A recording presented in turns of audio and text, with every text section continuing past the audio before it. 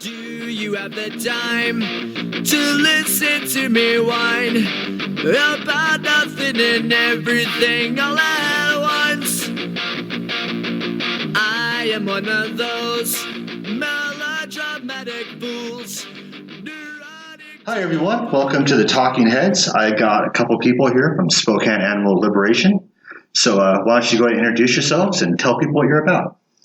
My name is Hannah. I've been vegan for coming up on like 3.5 years now. Born and raised in Spokane. My name is Arica. I grew up in 9 Mile, which is a very small town outside of Spokane. I was the only vegetarian at my school when I was 12. And about 12 years later, I became a vegan. So I've been vegan since 2005 or 2006 when I discovered what rennet was. When what was? What rennet was. Rennet is in cheese. And I was a vegetarian who would put extra cheese on everything because I loved animals. And I loved cheese. And I found out that rennet is stomach lining for baby calves. Really? It's used in a lot of cheese. Oh yeah, because I see Hannah. There appeared to be a terrified look on your face. When you said rennet. I wondered, I was like, as a vegetarian, because I've been vegetarian for 12 years, I was like, how many full cows have I unknowingly consumed as a vegetarian? Because I didn't know what rennet was. Oh yeah. Yeah. So I looked into this list of ingredients. I was like, oh my god. Yeah. Can we swear on this? Because yeah. Because I was like, holy fuck. And my actual response was not, oh my god. It was holy fuck. What am I gonna do? There's animal ingredients in every single thing that I own, and at the time I didn't want to call myself vegan, but I found it really, really difficult to avoid animal ingredients and be an ethical vegetarian. So eventually I was just like, I guess I gotta call myself vegan. Well, rennet, what it actually is it's the enzyme that breaks down the mother's breast milk. So the baby milk calves in the dairy industry, they're considered a waste product because they don't produce milk, so they're killed right away. And then they cut their stomachs out. Well, they let them take a little bit of milk first. They're the only babies that will actually get a chance to suckle off their mother. So they'll let them get just enough milk in there so that the enzymes can start working. Then they will kill them and then take out their stomach and take that dead baby enzyme and then put it in the cheese, and then that allows the cheese to go through that process. Wow. It's crazy. Yeah, I kind of knew a little bit about this world, but already we're 30 seconds in. It's gross. Yeah, the stuff that is hidden from us is really all disgusting. of it. And that's how every revelation like that, even because I lived on a farm for about 3 years. My dad has a pig farm up in Enumclaw, Washington, and lambs, a couple of cows, and some eggs. And even being exposed to that, there were so many lies that he told me and the community told me. And I don't know if they knew they were lies or if they were lying to themselves, because the disconnect is so, well, even the people in the industry, my dad's like, oh, it doesn't hurt as he is, burning off the horns of this little tiny baby, and they're sitting there screaming, and he's like, it's fine. I've been there for a friend of mine he was doing a castration circuit, and the mother cow is obviously very concerned, which is very strange for me because they're like, oh, just stand between her and the.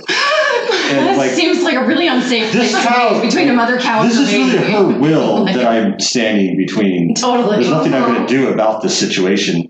But yeah, I think the ignorance is a big thing because, the Reddit stuff that you were saying before. Yeah. So you guys have actually been to the factory farms then, I would take it, because they're terrible. Yeah, because I was raised on a smaller farm that was expanding all the time, but still, you'd call it smaller. And I had seen a lot of video footage of what factory farms were like, and I just had this burning feeling inside of me where I needed to go and see it for myself. I had to go and experience that for myself because I was still under this humane, and I put that in quotations, guise of what I experienced. I have a shirt that says humane meat is yuppie bullshit. Yeah. Yuppie bullshit. Yuppie bullshit.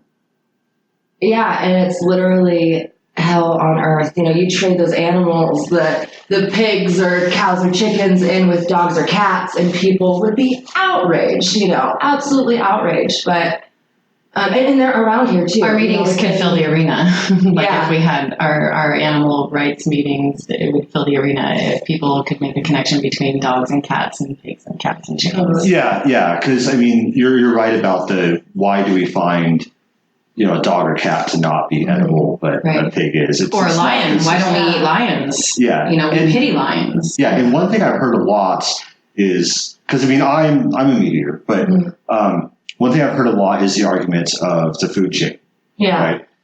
And I think that there is some truth in that, but at the same time, I think it gets taken too far. We're not lions on the Serengeti. Right. Yeah. So, I mean, I think we have reached a point where our technology has allowed us to be kind of above the natural order of things. Mm-hmm. And with that, I think is where your point of view comes from, I would assume, right? Okay. Yeah. With the food chain argument, and we definitely hear that a lot, I look at it as, does might equal right? Because I have the ability to cause harm, does that mean that I should? Let's say, turn yourself into the victim for a second and look at it from that point of view. Because when you're on the side of the oppressor, it's really easy to go, oh, it's just nothing. But they don't feel it. They don't feel it. So what if an alien race came down who was the quote unquote top of the food chain, and they had the ability to, farm humans, to forcibly impregnate us, to take our breast milk and kill our babies. Force us to menstruate every day so they could eat our menstruations. That would be atrocious. We would make movies that would be the most horrible movies ever, depicting that. And actually, there are movies depicting that. It's I think impossible doing that with animals. The War of the Worlds that had Tom Cruise in it. They were kind of spraying people about as pesticide the planet. So I mean, there's your example right there. Yeah. But I mean, it is a double standard, and I tried to kind of think about what topics would come up, right? Right. And one thing that occurred to me is, let's say we were talking about the Holocaust, right? And I was like, oh, Auschwitz is terrible, blah, blah, blah, right? All you have to do generally is prove to someone that fact is true. Auschwitz existed, right? So I would think, right, from your perspective, I would think what would be really irritating for you would be, oh man, I have to go to this extra mile of convincing you that Auschwitz is bad because it's on an equal level from your perspective. Dude, you just nailed it on the head. And to go back into going to factory farms, that's why I had to do it, because on top of me just needing that experience, I had so many people around me going, that stuff doesn't happen. That's not true. That's propaganda. That's that's PETA propaganda. Yeah, I know where I get my meat from. I get it from this local place. So I had to go and get on film local footage and show people, no, this actually does happen. And it looks exactly the same as what you see on these other people. People will go, no, I don't want to see. And I'm like, that's your conscience. How can you not even look at it, but you pay for it? And then you want to give your money to support it, but you can't actually look at it yourself. Well, and I think it's a valid point in terms you should be comfortable with where your source is coming from. Right. Every dollar we spend votes for the kind of world we want to live in. Yeah. And so going back to, like you said, the misconceptions earlier about stuff, because I will occasionally go to like eggs, for example, right? Because for the longest time I bought that's $1.29. Right. And I was like, oh, a cage-free. Okay, yeah, sure, I'll spend an extra 50 cents, whatever. And then you find out that cage-free actually means it's not a cage, it's a really, really big holding. Right. And most people don't even realize that. Most people, they'll buy cage-free eggs and they're like, yeah, this is great, I'm doing a good thing, these chickens are happy, but happier everything is hidden. They're just the same. Yeah. So what's really think of another thing, before we started, we were kind of talking about, because I had chickens in my backyard one year, right? So in this scenario, I'm curious if this is a gray area for you, right? So in this scenario, I had some chickens that I got from some people that had land, like, I want to get rid of my chickens. So they were already there as chickens. Right.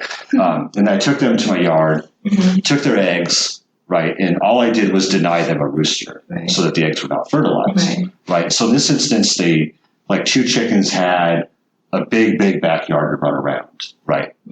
And they got fed, they had water, everything was fine. It was a naturalistic environment.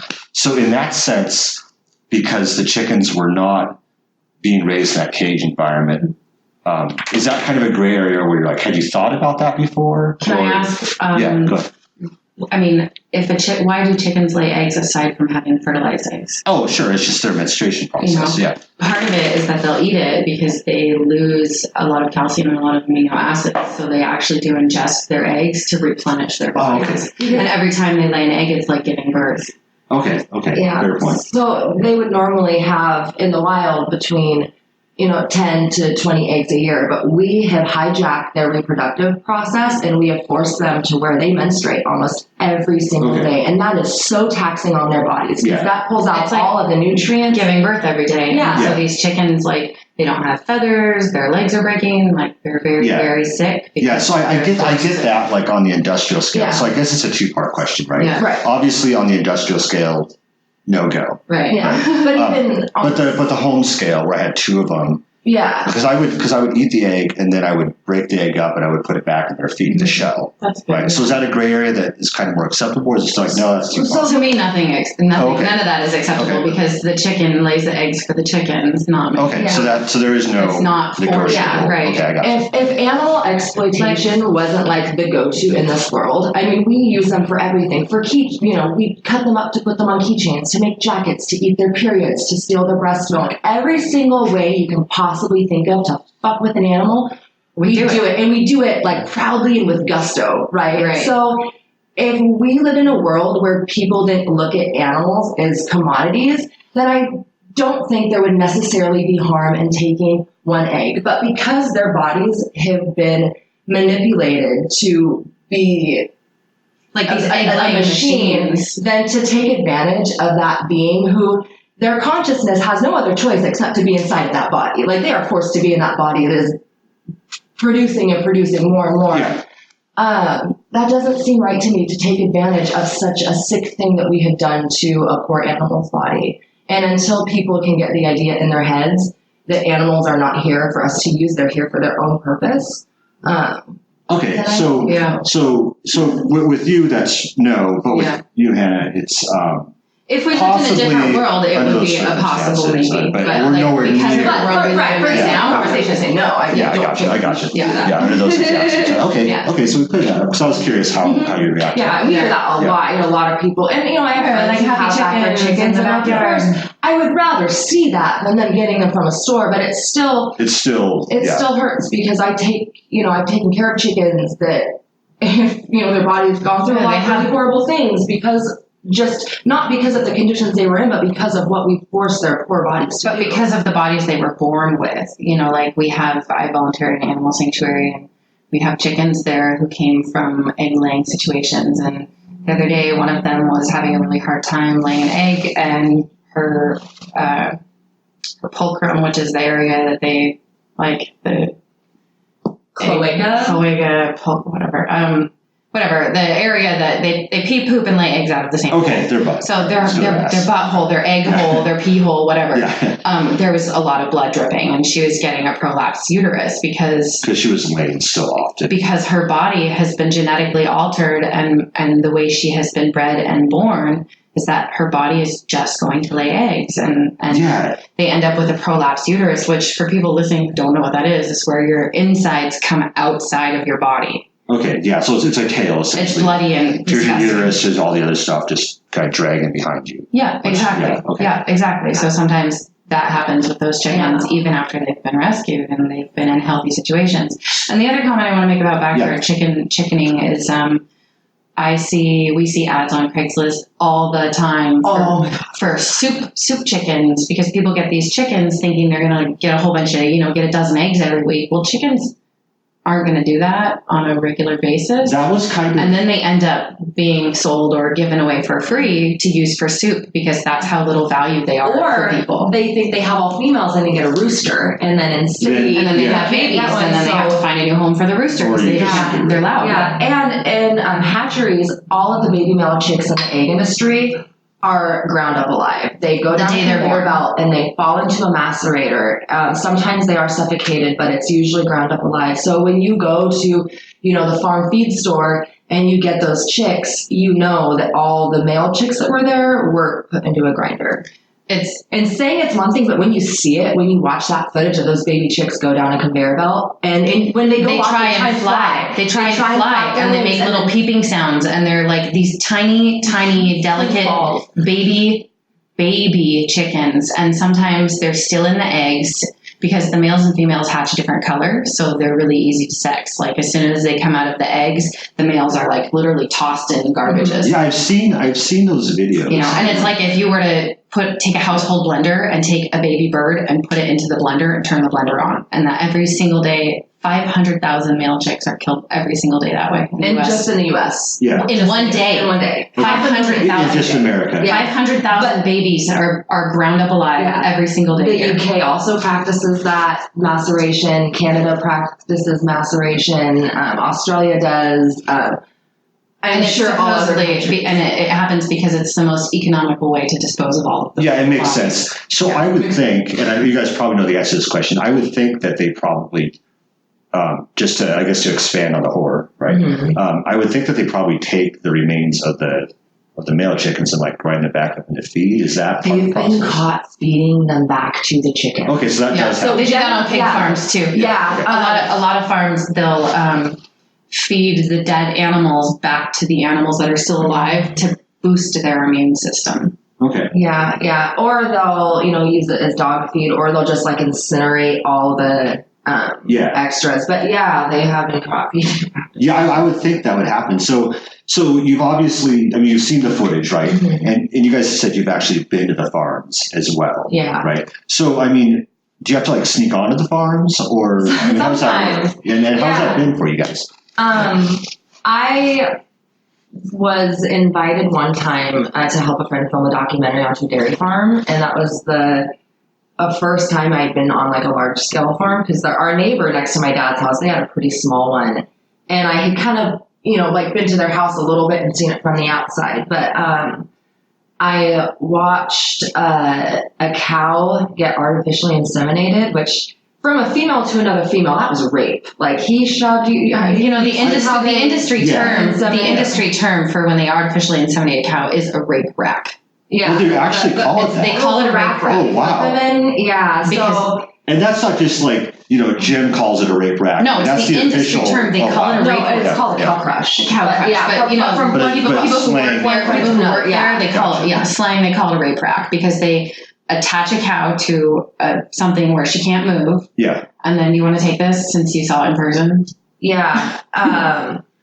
They take this glove that rolls all the way up to their shoulder, and they insert their hand inside of the cow's rectum, and they'll do what's called palpation, which is fisting a cow's ass, where they will literally like palpate to get like seriously, the juices flowing. There's a 5-minute video called Dairy is Scary, and I highly recommend watching it. It's 5 minutes, and it shows you like jacking off the bull, the fisting the cow, the getting her pregnant, taking her baby, kill both. What I'll do is when I go back and like get ready to post this episode stuff, I will, like I said, I'll link your organization, and when I go back and listen to it, I'll try and pull out any videos. Yeah, because I won't edit for content, but I'll edit out like if there's a long pause, right, stuff like that, right? Yeah. So when I do that, I'll try and pull out any videos you mentioned, and I'll try and put them below. Dairy is Scary. Yeah, so Dairy is Scary. Okay. So like 5 minutes long. Or if you guys want to, like, once we're done, if you want to write me a list, okay, perfect. Then I can kind of try and put that below. Okay, I'm sorry. No, it's fine.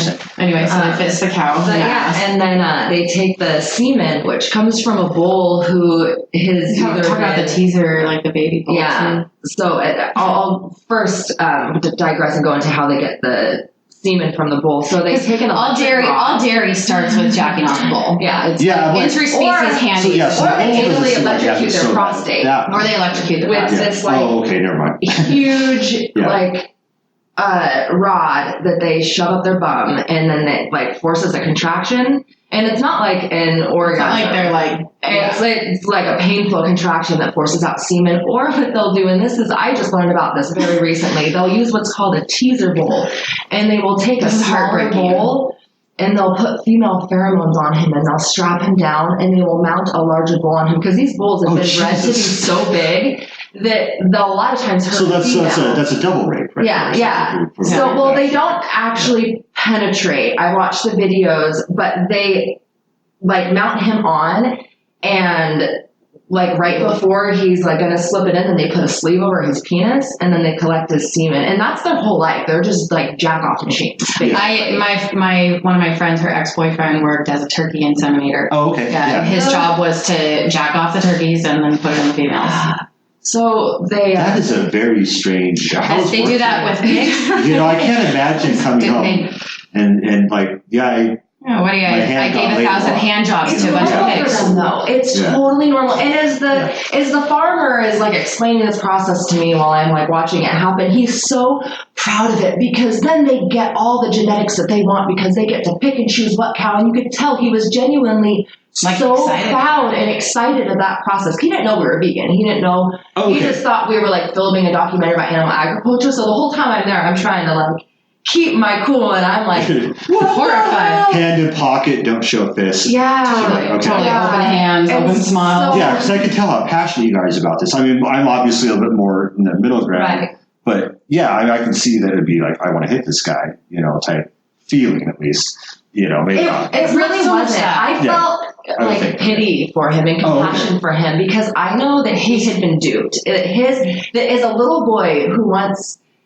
Saw animals in, a way that, wasn't to use them, wasn't to hurt them, wasn't to... Right, to see animals as being animals that exist for their own... Yeah. So I'm envisioning more of kind of the sad bully of like, I'm sorry you turned out this way. Yeah. Sort of. Okay. Pretty much that. Because we've all been lied to. Like the industries tell us that it's normal, natural, and necessary to eat animals and their body parts and their secretions and their And he had his father and his grandfather and his aunts and uncles are patting him on the back every time he would, burn the horns off a cow. They were going, good job, kiddo. And all he wanted was his parents' approval, I'm sure. Sure. And so he is totally a victim of the circumstances too. I don't think he's a bad guy by any means. He was actually really, really nice. And I think that's a good way to approach it with the message you want to spread. Yeah.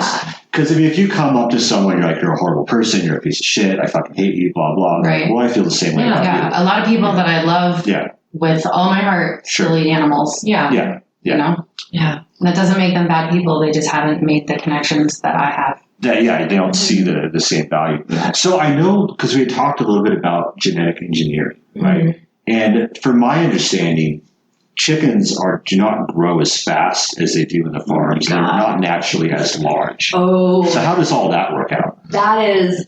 It's crazy. Tell about the. So we have chickens. We have several chickens at the sanctuary that were rescued from that type of situation where their bodies have been grown and bred and manipulated in such a way that they grow really, really, really, really, really fast and in a very short period of time. So we have 4 broiler chickens. They are the type of chickens that are raised for their bodies, so they grow really fast. They came to us when they were 5 weeks old. They were the size of a turkey. 5 weeks old and the size of a turkey. They were the size of a turkey. Yeah, they still made peeping sounds. They sounded like babies. They sounded like the little tiny baby chicks that are being ground up alive. Yeah. But they were the size of a turkey. They had yellow feathers. Okay. And that's the same age that they would be when they were slaughtered. Yeah. So they grow really fast, really big by the time they're 5 to 6 weeks old. Yeah, because the ducks that I had bought last year, in no way, shape, or form were that big. Yeah. They weren't broiler ones either. Which I think also leads on to another thing of, okay, so like the chickens I got, they were from a farm that were already there. Like, you want to get rid of them, I'll take them. Right? I think that's a pretty neutral point of view there. But like the ducks I bought from that farm and feed store kind of down by Fancher and Sprague. Mm-hmm. So, I think a lot of people probably feel like these come from a happy source. Yeah. So if you guys want to dig into that a little bit.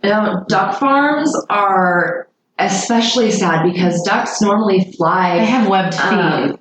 And they're meant to be in water. 80% of the time they spend in water and they, will fly, 100 miles a day, but in the conditions that they're raised in, they don't even get outside access. And what happens because their bones are meant to be in water a lot, so their density is a lot different. Yeah, or in the air. So by being on their feet all the time like that on concrete, they their bodies break down and they get deformed and like their joints kind of like they do the cartilage. Right, like if you think of like astronauts who spend a really long time in space, they come back, they have to get acclimated back to Earth's gravity, and that's kind of it's not the same. I'm not a scientist, but I would say it's probably similar in the sense that they're meant to be floating and not have all of their weight on the ground. So it's kind of like and they have webbed feet. They're meant to be swimming. Like that's interesting because I hadn't thought about what happens when they walk on concrete so long. Because I just kind of thought, well, I know like running can be kind of bad for your joints and stuff like that. So I suppose it's the same thing for them. It's just have a soft environment. Right. Yeah. So that makes sense. Yeah. The other thing about duck goose, duck and goose farming is they do a lot of down. And for down, they actually rip out the feathers from the animal while they're still alive. So they can continue to grow feathers and then be a feather source. Yeah. So they'll hold the ducks and like literally rip out all their feathers. It's so sad because every rip is like just honk, honk, honk with every tear. It's so awful. And there are, it's called live plucking. And there are, a few places who don't practice live plucking, but that is like the normal industry standard. If you go and buy a comforter, it's going to be live pluck. Yeah. So down jet. I picture them like taking like brushing them, and like being like, "Hello, ducky, it's really good." Like a big broom, sweeping up all the extra feathers off the ground. That's how I was. No, they like grab the ducks and they fucking rip. It would be like if I took my dog and ripped his fur out. And then waited for more to grow in and ripped his fur out again. Yeah. So, like you said about the people not getting the wrong impression, right? Because going back to eggs. Yeah. You look at the picture of the chickens on the egg box or the cow on the milk. The cow on the milk carton always has her baby with them. Oh, I hadn't noticed that. Cows on the milk carton. Lucerne's family farm. That is so offensive to me. Their logo is a mama cow and a baby cow touching noses. And on a dairy farm, a dairy cow never gets to nurse her babies. Except for the rare occasion where they're using the baby for rennet. Babies are removed from their moms within hours. So they might get that like one moment really early on. Maybe if she's a female, she'll probably get to nurse a little bit, but then she gets to turn into a dairy cow. Yeah.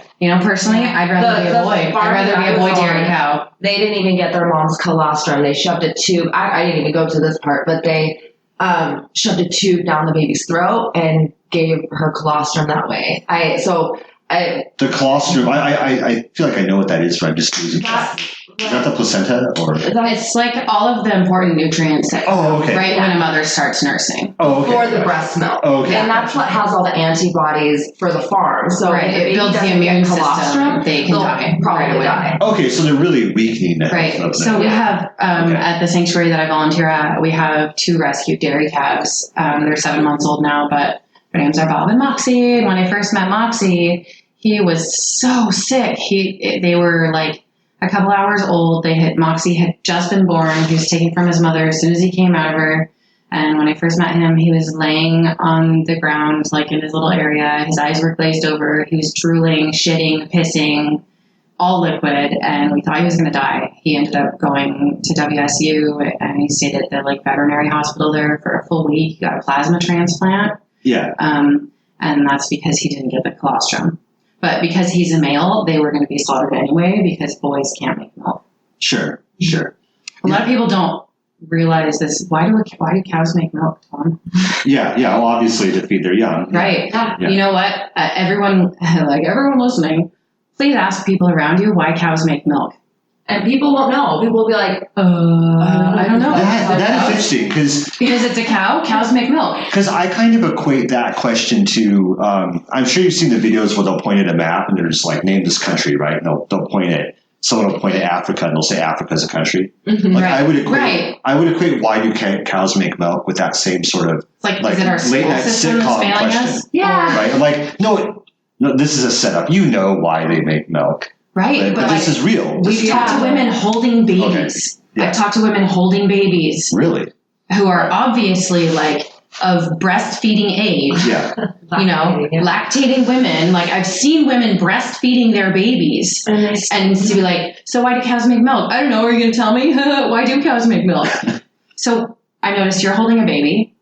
did you lactate when she was born, or why did you make milk? And then they're like a click to feed my baby. Oh, that is so. Here's another thing: cows actually gestate for 9 months, just like a human. Yeah. So a cow, like, it's not like they get pregnant and they're pregnant for 2 weeks and you take their baby and it's not that big of a deal. Like, they bond with their infant that's unborn for 9 full months.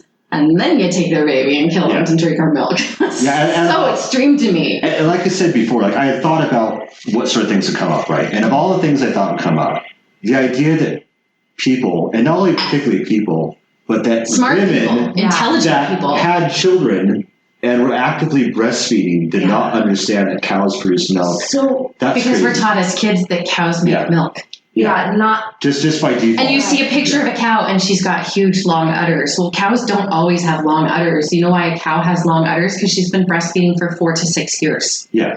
Picture like that Dugar woman with her 20 kids. Like, I'm sure she, it's like a terrible comparison, but like someone who breastfeeds for a very extended period of time is going to have.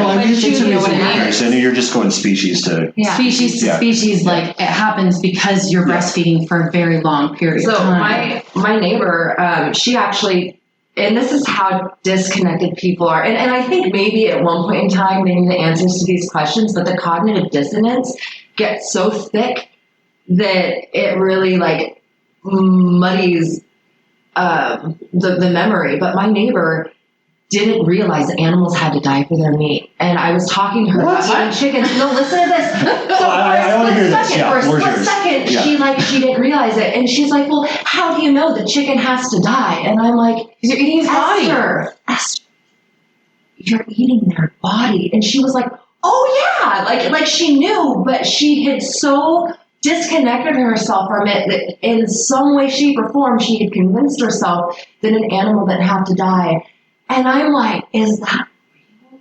Like, what? That makes me think of this episode. It has electrolytes in it. The opposite, yes. But this episode of The Simpsons I saw one time where Homer was just pulling bacon off a pig, and the pig was like smiling, super happy. Totally. And I'm like, wow, someone believed that. I think that's what people think it's like. Yeah, because you go to a grocery store and that's what you see are smiling pigs on the packages. Yeah, you don't see blood. It says, I'm delicious. Right? Like, no pig while they're screaming in gas chamber is saying I'm delicious. Or like getting their skin burnt off in a scalding tank or getting their nuts cut off with no anesthetic. Like, no one's going to be super stoked while you're slitting their ears or like cutting their teeth off or whatever else we do to animals. So do you guys feel... So in the movement to kind of, because obviously veganism is the goal. You get veganism, this stuff kind of goes away, right? Ideally, anyway.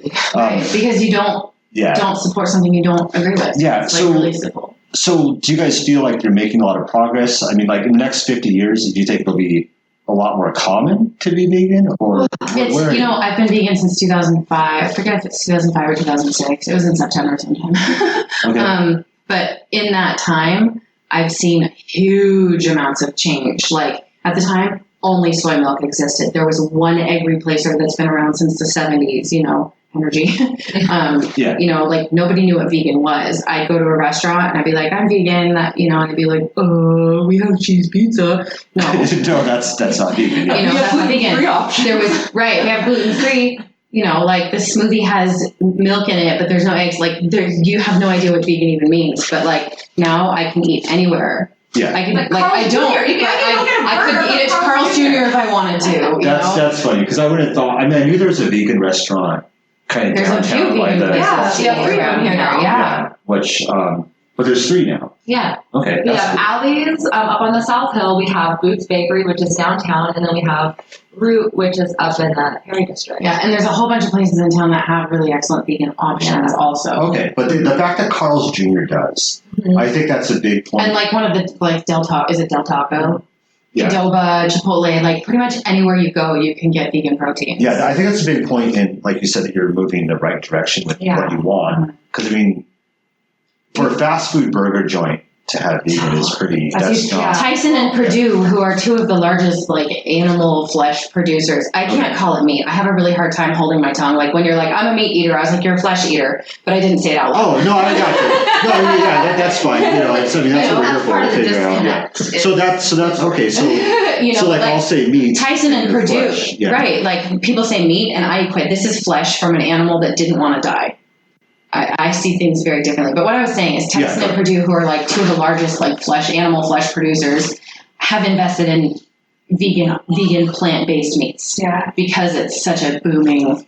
Yeah. And people are realizing it's not healthy, it's not sustainable, our planet can't handle it. Agriculture, it's a leading cause of rainforest deforestation, species extinction, ocean water use, antibiotic use. Yeah, antibiotic resistance. You don't hear anyone talking about that. People talk about the phytoestrogen that's in soy, but nobody's saying shit about all the actual estrogen that's in cow's milk. But because of all the biotics. Because they're pregnant. Constantly. Yeah, a cow is pregnant to produce estrogen. Estrogen is a female hormone, and people are like, "Oh, soy will give you man tits." No, it's all the cows. It's all the cow's milk you're drinking that's giving you man tits. I think I had heard the soy will give you man tits at some point. But it's fear mongering by the dairy industry. Buying into it. Yeah. So one thing I heard, because you talked about deforestation and have to get more land for agriculture. Right. Yeah. So this is kind of interesting. I was watching the Joe Rogan podcast one time, and Ted Nugent was on there. I think it's who I normally think is an Ted Nugent, but I thought he had an interesting point. Yeah. I thought would be interesting to kind of bring up with you guys. Yeah, I watched that same one. Right. Oh, so you saw the one where he was talking about you're concerned with the lives of pigs and so forth and so on, but we're not addressing how many rats and bugs and flies and just easiest response. Die. Okay, yeah, I'm curious to see what your response to that is. Yeah, well, he doesn't take into account the fact that what are we feeding the animals that we're raising? Oh, we're feeding them soy, the grain, soy. Right. Okay. And it takes about 16 times more plants to feed a meat-based diet than it does for a vegan-based diet. So you're actually tilling, more earth. You're harvesting more crops. You're killing more mites and more voles and moles and insects and whatever. And it's in order for something to live, other things are going to have to die. That's just the nature of life. Yeah, we can't walk down the street without stepping on ants. Right. Yeah, so you guys are realistic. You're not expecting nothing to ever. Right. I think intention has a lot to do with it. When I'm, out in the garden and, I accidentally kill a worm, it wasn't my intention to go out and kill a worm. That's something that happens. And that's a death that I accept as part of the process. The elephant in the room. Oops. Yeah. Didn't mean to. But the main point about what Ted Nugent said is that it's he forgets that we have to feed those animals something. So you have way more crop deaths. You have way more land usage. You have way more everything because you have to create those resources to feed the animals instead of just eating those plants. Okay, yeah, gotcha. So you're not expecting a zero-sum death game. We could definitely go in a much better direction towards that. And you have thought of that. Yeah. Because I think that's a big response from flesh eaters all this time. Yeah. Carnist is the real term that we should be using is carnist. Yeah, and that idea, it means a little violence happens, well then that justifies a whole bunch of violence. So, if I, accidentally hurt someone one way, then does that justify me going out and murdering a bunch of people? Yeah, no. So the great thing with logic is that it's consistent across the board, and that's just not. Okay, yeah, because I was definitely curious, and I'm not surprised you had heard that before. I'm so sure someone had ran that at you. One thing that doesn't get commented on very much is the location of the slaughterhouses and rendering plants. A lot of times are in very poor areas, rural areas, areas with visible minorities, and the people that work in these, the people around, where these buildings are, end up with respiratory infections and reproductive cancers because there's a lot of chemicals and waste that's produced in these buildings. If you think of leather, for example, leather is skin, and if you see a deer on the side of the road, it's not going to turn into a coat, it's going to decompose. Yeah. So you have to use a whole bunch of chemicals to get to the leather. To keep that. So people don't really think about that either. Yeah. But it's not just about the animals. No. And oftentimes people who work in slaughterhouses will develop PTSD. The PTSD rates in slaughterhouse workers are higher than that of military veterans. That's interesting, because I had heard that one of the reasons, like during the Holocaust, that they started gassing people instead was because you're originally lining people up to shoot people. Eventually, the German soldiers were like, "Dude, this is fucking crazy." Right. Shooting mom and dad. Right. And it was like, we're damaging them mentally. Because they were people too. Yeah, exactly. They were doing their jobs and doing what they were doing. We put animals in gas chambers. Did you know that's one of those ways that we stun pigs is we put them in CO2 gas chambers? Yeah, I did come across that. Yeah. So sometimes you'll hear references to the animal holocaust, and like we're gassing billions of beings every year in gas chambers. Yeah. Yeah. So it has some relevance, I think, in some ways. They also gas the baby chicks sometimes instead of maceration and suffocation. Pigs and then chickens. So the layer hens, their egg production will slow down after about a year. So then they'll kill all the chickens on the farm.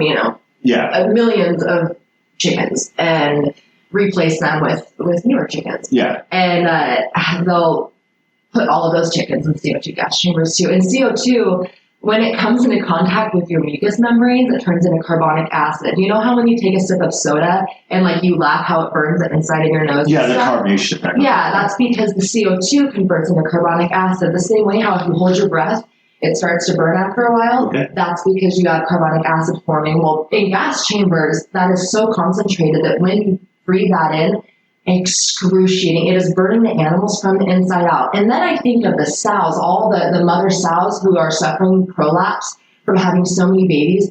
They go in the gas chamber, and it's not only their eyes and lungs that are burning, but their vaginas and all the prolapse hanging out of them. And the pigs will struggle so hard in there that they'll actually rip off their own hooves, and slaughterhouse workers they'll break their legs and get things caught because they're so desperate to get out. They'll clear out the pigs, the pits at the end of the day, and they'll pull out hooves and stuff from pigs who struggle so hard. Okay, I heard chickens, they cut the beaks off. Yeah, Well, yeah, and every animal that's farmed in some way, I use the term farm in quotations because for me, a farmer deals with vegetables. Okay. And crops. A farmer to me does not need to abuse animals. Okay. And since there's no other way to raise animals without abusing them, I don't consider those people farmers. But anyway. Put an H. Farmers, yeah. I forgot what I was going because I got all. Oh, it's fine. It's fine. We'll get back there somehow, I'm sure. Debeaking. Debeaking. Yeah, I was just going to say that every animal that's in our food system is modified and something. We cut pigs' tails off. We cut their teeth off. We cut birds' beaks off. Yeah. We castrate pigs, and if you want to see something horrifying, they pick up a baby pig and they grab the testicles and they fucking rip them out of their body. Yeah. That's it. That sounds about right. That's it. I'm shocked to hear that. But chicks, their beaks are so sensitive because you have to think that's how they explore the world. Their instinct is to peck at things. So just like your fingertips are really sensitive because that's how we explore the world, that's what they use their beak for. And because they're inside of these really, really confined spaces, their natural instinct to peck is still going to happen. But at the same time, because just like how if you were kept in a cage for a really long period of time, you lose your mind too, they'll actually go crazy. I always use this analogy to people. I'm and they have to cut their beaks off. They have to cut their tails off because they go crazy when they're in such close confinement. I'm if you think of your whole extended family, if you guys were shut together in a bathroom stall, would you hug it out or do you think you'd bite each other? Oh, you were crazy. You'd go crazy. You'd bite each other. So when I was a kid, we drove from Cheney down to Los Angeles. That was probably and we did it. The nutty thing about it was we did it all in one drive, right? But we were in there was 4 of us in a little S10 truck. And so we had the bucket seats in the back. And it was crazy. So I understand that pent up energy, once we had gone about 12 hours of driving, that pent up energy when it was your turn to rotate to the bucket seat in the back. Yeah. Right. And that was over 12 hours. Right. And I saw they had this ferret for sale at Northwest Cedar Pet one time. And it was probably about maybe 30 cubic feet of space, way too small. It was just zipping around like crazy. Yeah. So the pet industry, I think that's one people might, like you guys are saying before. People have a lot of compassion for cats and dogs. But not for other things. But I mean, how they get to the pet store. Yeah. You know. Yeah, animal breeders that's a whole other thing. I just can't believe that people still buy dogs and cats from breeders. And because we literally euthanize millions of animals every day in shelters. Yeah. And the thing about the breeders is, especially cats and dogs, like those are very common to find. But so I'm a big cat fan, right? Like I've always had a pet cat. That's my thing, right? I've never bought a pet cat. I've always got one from someone's their cat had kittens. Right. And it's not because I was thinking about the pet industry, but it was just so much more convenient. Like even if you're unaware or you don't care or whatever, it's just so much more convenient to be. It doesn't make sense that industry even functions in terms of selling dogs and cats. It's because people want them for the aesthetic. They're like, I want this. I want a bulldog. I want a poodle. It's crazy that we breed animals to where they can't breathe properly. Yeah. They have all these problems. I want a dachshund. So he has a broken back when he's 6. Yeah. But people are just they're selfish. They want a lot of times want animals for the novelty. Yeah, for the that's a good point. When you go to cats and dogs that are not the mutt breed. Yeah. Right? Like Roland, like. This dog, he doesn't jump up and down on stuff. He's like, but he's got 3 bulging discs in his back because of the way he was bred. Oh, so he was, I think you said he was a rescue, right? Yeah. Okay, gotcha. Yeah, so you guys... but he's like half a dog tall and 2 dogs long, so he's got back issues. Okay. As any animal would have if they were bred that way. And like a pug who can't breathe because they were like, or a Persian cat, it's so cute when they're squishy. No, dude, your animal's trying to breathe. Like, that's not cute. Yeah. And then there are all the other animals that we don't really think about that we breed, like bear bile farms. Did you know that there are bear bile farms that are just specifically to get bile from bears? I had no idea. Yeah. This is completely new. She just taught me this the other day. Okay, let's hear it. Crazy. So Premarin, or PMU, is used in postmenopausal women. It's a hormone replacement therapy. Okay. It stands for pregnant mare urine. And how it's acquired is they keep these female horses, they artificially inseminate them, get them pregnant, they restrict their water access and hook them up to a catheter. So that way, little stalls. Yeah, they can't move. They don't move. They literally stand all day long. They have a catheter hooked up to them, and they don't get very much water. So that way, the pregnancy hormone is concentrated, and then they keep their pee and they make it into medication. And then what do you think happens to the babies that are a byproduct? Oh, I would assume death camp. Yeah. They either take it out to the back and shot, or sometimes they're shipped to other countries to eat. Canada will, I'm not sure if they slaughter horses there or if they send them to Europe to be slaughtered, but we do send like all of the horses that we want to get rid of. We just ship them up to Canada, and Canada handles it. Basically, yeah.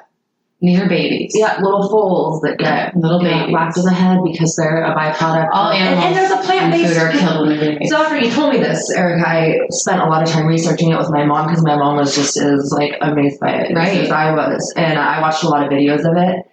And oh my gosh, the foals! It's just crazy to me that you can see like this beautiful little creature with the big bright eyes and go like, you're garbage, boom. And and there's a plant-based alternative. Like there is a plant-derived medication that you can get instead of the stuff from pregnant mare urine. That's just. And I think probably I would assume that we're talking about the industrialized version of it is just so much cheaper.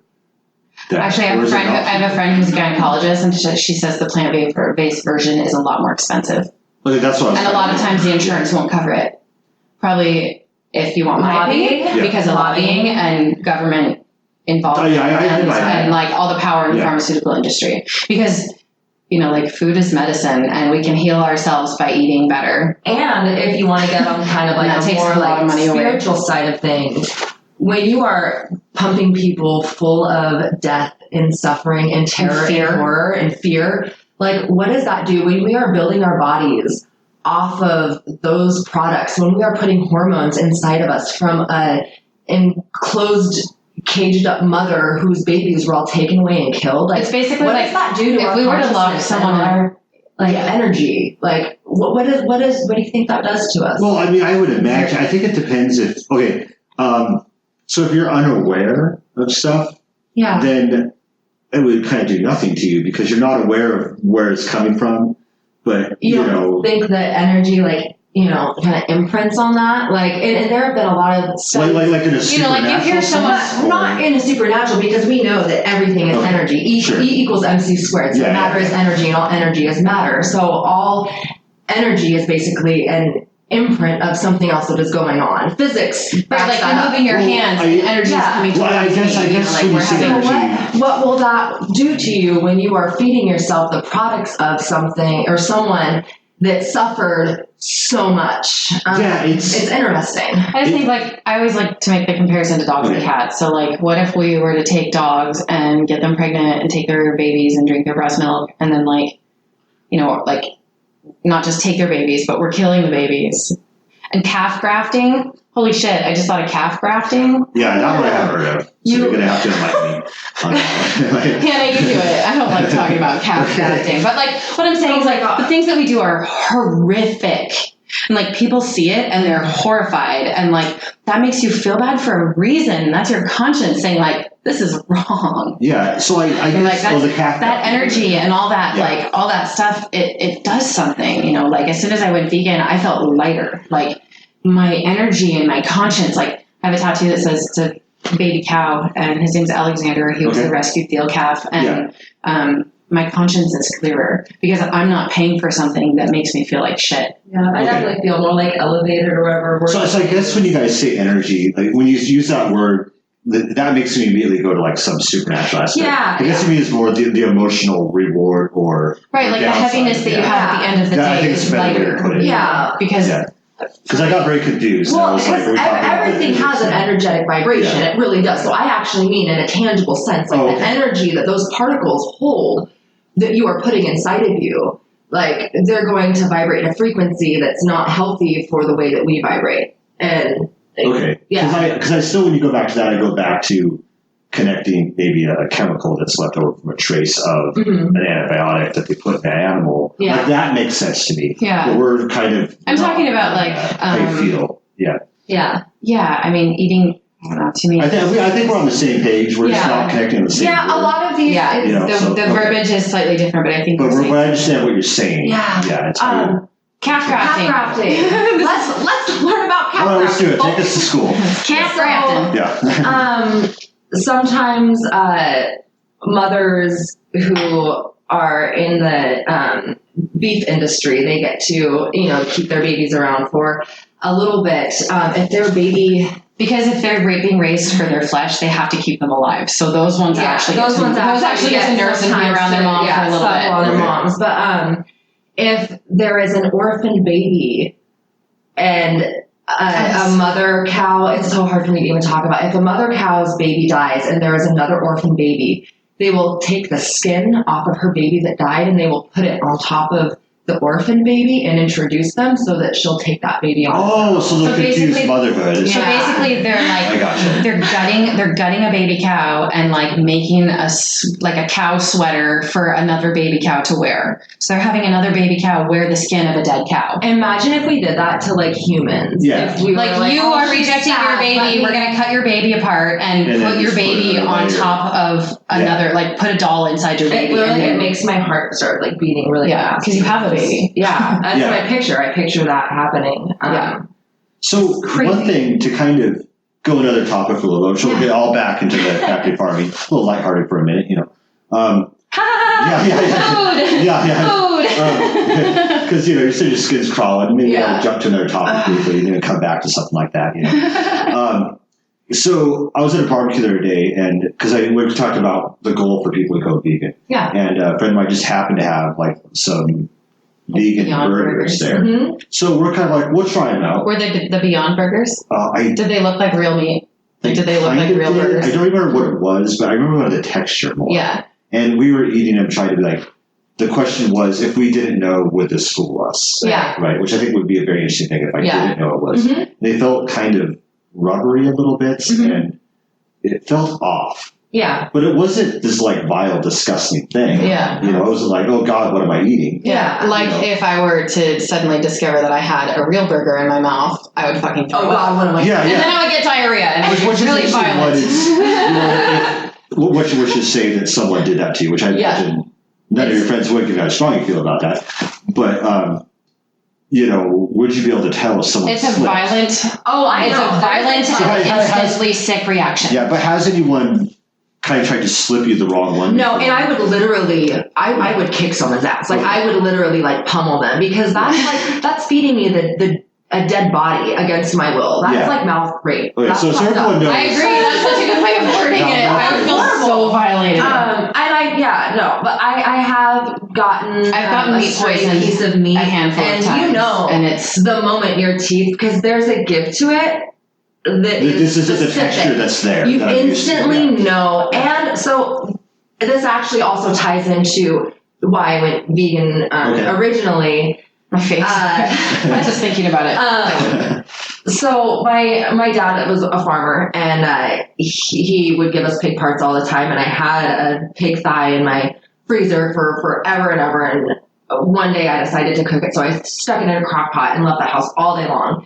And then me and my family get home after 12 hours, and my house smelled like death. It literally smelled like what Jeffrey Dahmer's house probably smelled like. They call humans long pigs, so it probably did smell the same. Yeah, like pigs and humans supposedly taste the same. It was putrid death, and I don't know if it was like, if the pig part was just like gone bad or freeze burnt or whatever, but I had to throw away the crock pot. I had to air out my whole house, and I had never associated like the true stench and foulness of death with the food that I ate. Like and I didn't know the process was happening at the time. But after that, every time I would put animal flesh in my mouth, up in my sinuses, like up in my nose really lightly, there would be like a smell and taste of decay that was just barely there. And I got to the point where I couldn't shake it off. And I was like, this is fucking gross. I'm eating death. And now there's an undertone to it that once I realized it was there, that instantly. Yeah, so there's no way you would ever be fooled by fuck no, even flesh if just the taste, specific. Even if I could be fooled by the taste, the texture, or any aspect of like putting it in my mouth and chewing it and consuming it and swallowing it, my body would reject it. I think your biology would change. Yeah, because I haven't eaten. You have the right enzymes. I have not eaten animal flesh since like 1995. Yeah, so I was going to say, because it's been a real fucking long time. So 1995 for you. So when you became vegan, so when you became vegan, as that transition was going through and your body was readjusting, how was that? It was great. I mean, I was a vegetarian for 12 years. So you'd already kind of gone. I was a vegetarian for 12 years, and I slowly stopped eating eggs, and then I stopped drinking regular milk. But I never called myself a vegan until I found out what rennet was that day. I was like, oh my God. There's shit in my face lotion too. It was horrifying. But yeah, I found the transition really easy. I mean, when I went vegan from vegetarian, there really weren't any cheese options like vegan cheese. Like there was tofu-y slices, so like if I really wanted to make some type of fake, like a grilled cheese sandwich or whatever. I'm still not sure what tofu really is.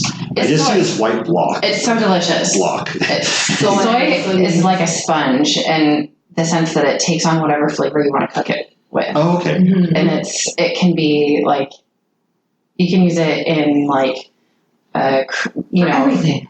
There's a way to do it. You can use like tofu in desserts. I make banana cream pie or cheesecake. The best banana cream pie I've ever had, vegan or otherwise. So thank you. You can use tofu to make like a cream sauce. Out of it. Make nuggets. You can press it. You can make jerky. And thaw it, and then freeze it and thaw it, and it changes the texture completely. And then I will like marinate it chili and no chicken broth. Like bouillon, and then bread it and deep fry it, and I fool people with it. It's insane. I think, and there's lots of there's all sorts of fake stuff now. Like my niece and nephew eat chicken. I call them chicken pretenders. I'm not going to call them chicken tenders. Chicken pretenders all the time, and like they never know. And like, you know, my partner and I will do like, you know, Beyond Sausage or whatever. And my nephew will want to try it and he'll be like, so confused. It tastes like meat. It tastes like meat. This tastes like sausage. Yeah. Why does it taste like sausage? Because all of the flavorings that you're flavoring the flesh come from plants. All of the spices, all the things that you use to flavor your food are plant-based. Because I can make anything taste like sausage. The organic, you know, flesh before. Yeah. And you're right, you can taste the difference. Right. Into that bland, this ate pellets all of its life type thing. It is real. Right. Right. But yeah, when I switched to vegan from vegetarian, I used to get migraines a lot, and I would get them like they thought I had a brain tumor in high school because I was getting migraines every day. Yeah. And when I went from vegetarian to vegan, they lessened big time. They went from like, you know, I was having 2 migraines a week or so to like, you know, maybe one to 2 every month, and then. You know, I met my partner that I'm with, and he is really good with nutrition. I changed a lot of the way I ate, and my migraines have gone completely. Yeah, so all I've done is change my diet. Yeah, so I've heard people talk about how they felt when they've done like the vegan challenge or whatever. Like, I'm going to go permanently. Like, I feel so much better. And the thing I've heard about that is 2 things. Like, one, there's this food is so much better for you, et cetera, et cetera. But the other thing I heard that was kind of interesting was. But how much of that is you're not ingesting? It's also that you got rid of McDonald's. Which, sometimes it is, but you know. So I think it's a bit of both. You know, here's the thing. Like, I was an unhealthy vegan for like 10 years. Okay. In the sense that I would eat fast food. Like in Canada, there's a Burger King has a veggie burger that's vegan. You know, and I'd get that, or I'd go get pizza with my friends, or like Oreos are vegan. Like, who knew? Okay, so there's some Doritos are vegan. You know, like vegan does not equal health food. No. Yeah. I make the fucking best cinnamon rolls. Yeah. And you'd never guess they're vegan. And I'm putting that in quotes because vegan baked goods taste identical to non-vegan baked goods. Periods and breast milk in it. Yeah, well, when I was Cow's breast milk. We can't Well, when I was a kid, my aunt made me a cake, and I was like 7 or something. I was like, "Is this cake vegetarian?" Yeah, because your aunt was vegetarian. You want to eat I was like, I have to make sure that there's meat in my cake. Right. Flesh. Yeah. You know, and so it's the misconceptions. But okay, so you definitely felt that I felt a lot better, yeah. And then I was saying I went from eating, you know, like being a junk food vegan to like, you know, I get like, you know, the fake meats or like, you know, whatever, junk food, cookies, all that shit. To making my own foods and my own whole foods. And now, like, if I want junk, I'll make cinnamon rolls or I'll make cookies or I'll try and make, you know, I'll make some type of tofu jerky or like eggplant bacon or something. And I get 0 migraines. I've had 2 migraines in 2019. I heard that that was a salt deficiency too. I don't know how much truth there is. You know, I had blood work done. I had CT scans. I had MRIs done. I had ultrasounds. I had every single test done here and in Canada, and nobody could find anything wrong with me. Oh, okay. Yeah, because I've heard people that going back to people like Ted Nugent, right? Yeah. You know, I mean, there's good old Ted. Yeah, good old Ted, right? And there's definitely things I disagree with him on. Yeah. But you'll hear people like that talk, and they're just like, God, you just look at vegans, and they're just like these like shells of skeletons. Dude, you gotta meet our men. You need to meet our men. The both of you are like, I'm looking like, you're vegans? We're healthy. I can lift a 90-pound hay bale by myself, motherfucker. Yeah, so it's not, you know, but I mean, that's an asshole as his, you know, his asshole point of view. Totally. I'm not going to listen to their side. Like, my partner's a cyclist. He rides like 300 miles a week. No, mine's he a bodybuilder. Okay, yeah, I heard there's an MMA fighter, the UFC guy. The Patrick Bogomian, World Strongman champion. He's vegan. Oh, there you go. Yeah. So you can definitely. Pat LaRock, who's like a famous hockey enforcer, he's vegan. Okay, so there's a list of people that break the law. Mike Tyson's vegan. Look at veganbodybuilder.com. Mike Tyson is vegan. Oh, okay. Yeah. So is Arnold Schwarzenegger. He's vegan. Arnold Schwarzenegger, James Cameron, Natalie Portman. Yeah. I went vegan overnight. My whole family did. Isn't Channing Tatum vegan also? I'm not sure. So many people are, because they, I don't know, really realize that even if it's not for the animals, that the earth can't not. We can't sustain feeding people. Like people can't. Yeah, and I've heard that before. The amount of resources to feed a cow versus like the California drought. Okay. You know, like they've got all these restrictions on like when you can water your lawn, and like yet they're funneling billions of gallons of water into animal agriculture. Yeah. Okay, so that's animal culture, but how much of that is also just population density as well? Animal agriculture. Yeah, we have all the statistics on animal we can link you to. Like I said, you write me a list, I'll put it all below. Cowspiracy is a really fantastic That's one of the first vegan documentaries I watched, because after I had that moment with the pig and I'm like, just couldn't eat flesh anymore, I got online and I spent, it was like the initial 24 hours of just gathering all this information, having my mind blown time after time between learning what the animals go through, learning about what the planet goes through, and then learning about, all the health consequences of eating animals. Just absolutely. It's mind blowing. It's like such a mind fuck, because it's such a huge maze of information, and every single thing that you uncover is just more reason to become vegan. Yeah, but I'm just watching Cowspiracy, because they put it in when you talk about numbers, you can say the word, a billion. Well, how much is a billion? It takes 36 years to count second by second to a billion, right? And then a trillion, it takes 36,000 years to count to a trillion. Well, we kill over 56 billion land animals every single year. Yeah. We kill literally trillions and trillions and trillions of, fish and other, marine life every single year. The numbers are astronomical. Are insanely huge. They're so big that we really can't quantify it. You can't wrap your mind around what 36 billion. Well, there's a quote, and I think it was from Stalin, something to the effect of, like, one death is a tragedy and a million is a statistic. Yeah, totally. So it's that saying, like, if I put a face on it. Totally. Yeah, and that's what no one wants to do. And people hear those numbers and they feel powerless. I'm like, well, I'm not going to change it. I'm just one person. I'm not going to change it. But it only takes 10% to reach critical mass. And that's when change happens. Yeah. Yeah, because I feel the same way without getting into, like, the politics. Yeah. Like, I made the decision to, like, never vote for a Republican or Democrat again. I don't vote. Without watching, that's a different podcast. Yeah. But you're right. It's that. But I mean, just a quick point on that: the idea that you can get rid of these two parties if people would just decide to not vote for them anymore. Yeah. They're terrible. Oh, and that's assuming that the whole vote is legit. I'm also really passionate about libertarian. I've seen Black Box, anarchist volunteerism, and all of the other ways to have a world where we all work together that aren't the system that we have, because that's. Yeah, I would like to see more, urban farming type stuff. I think that's more.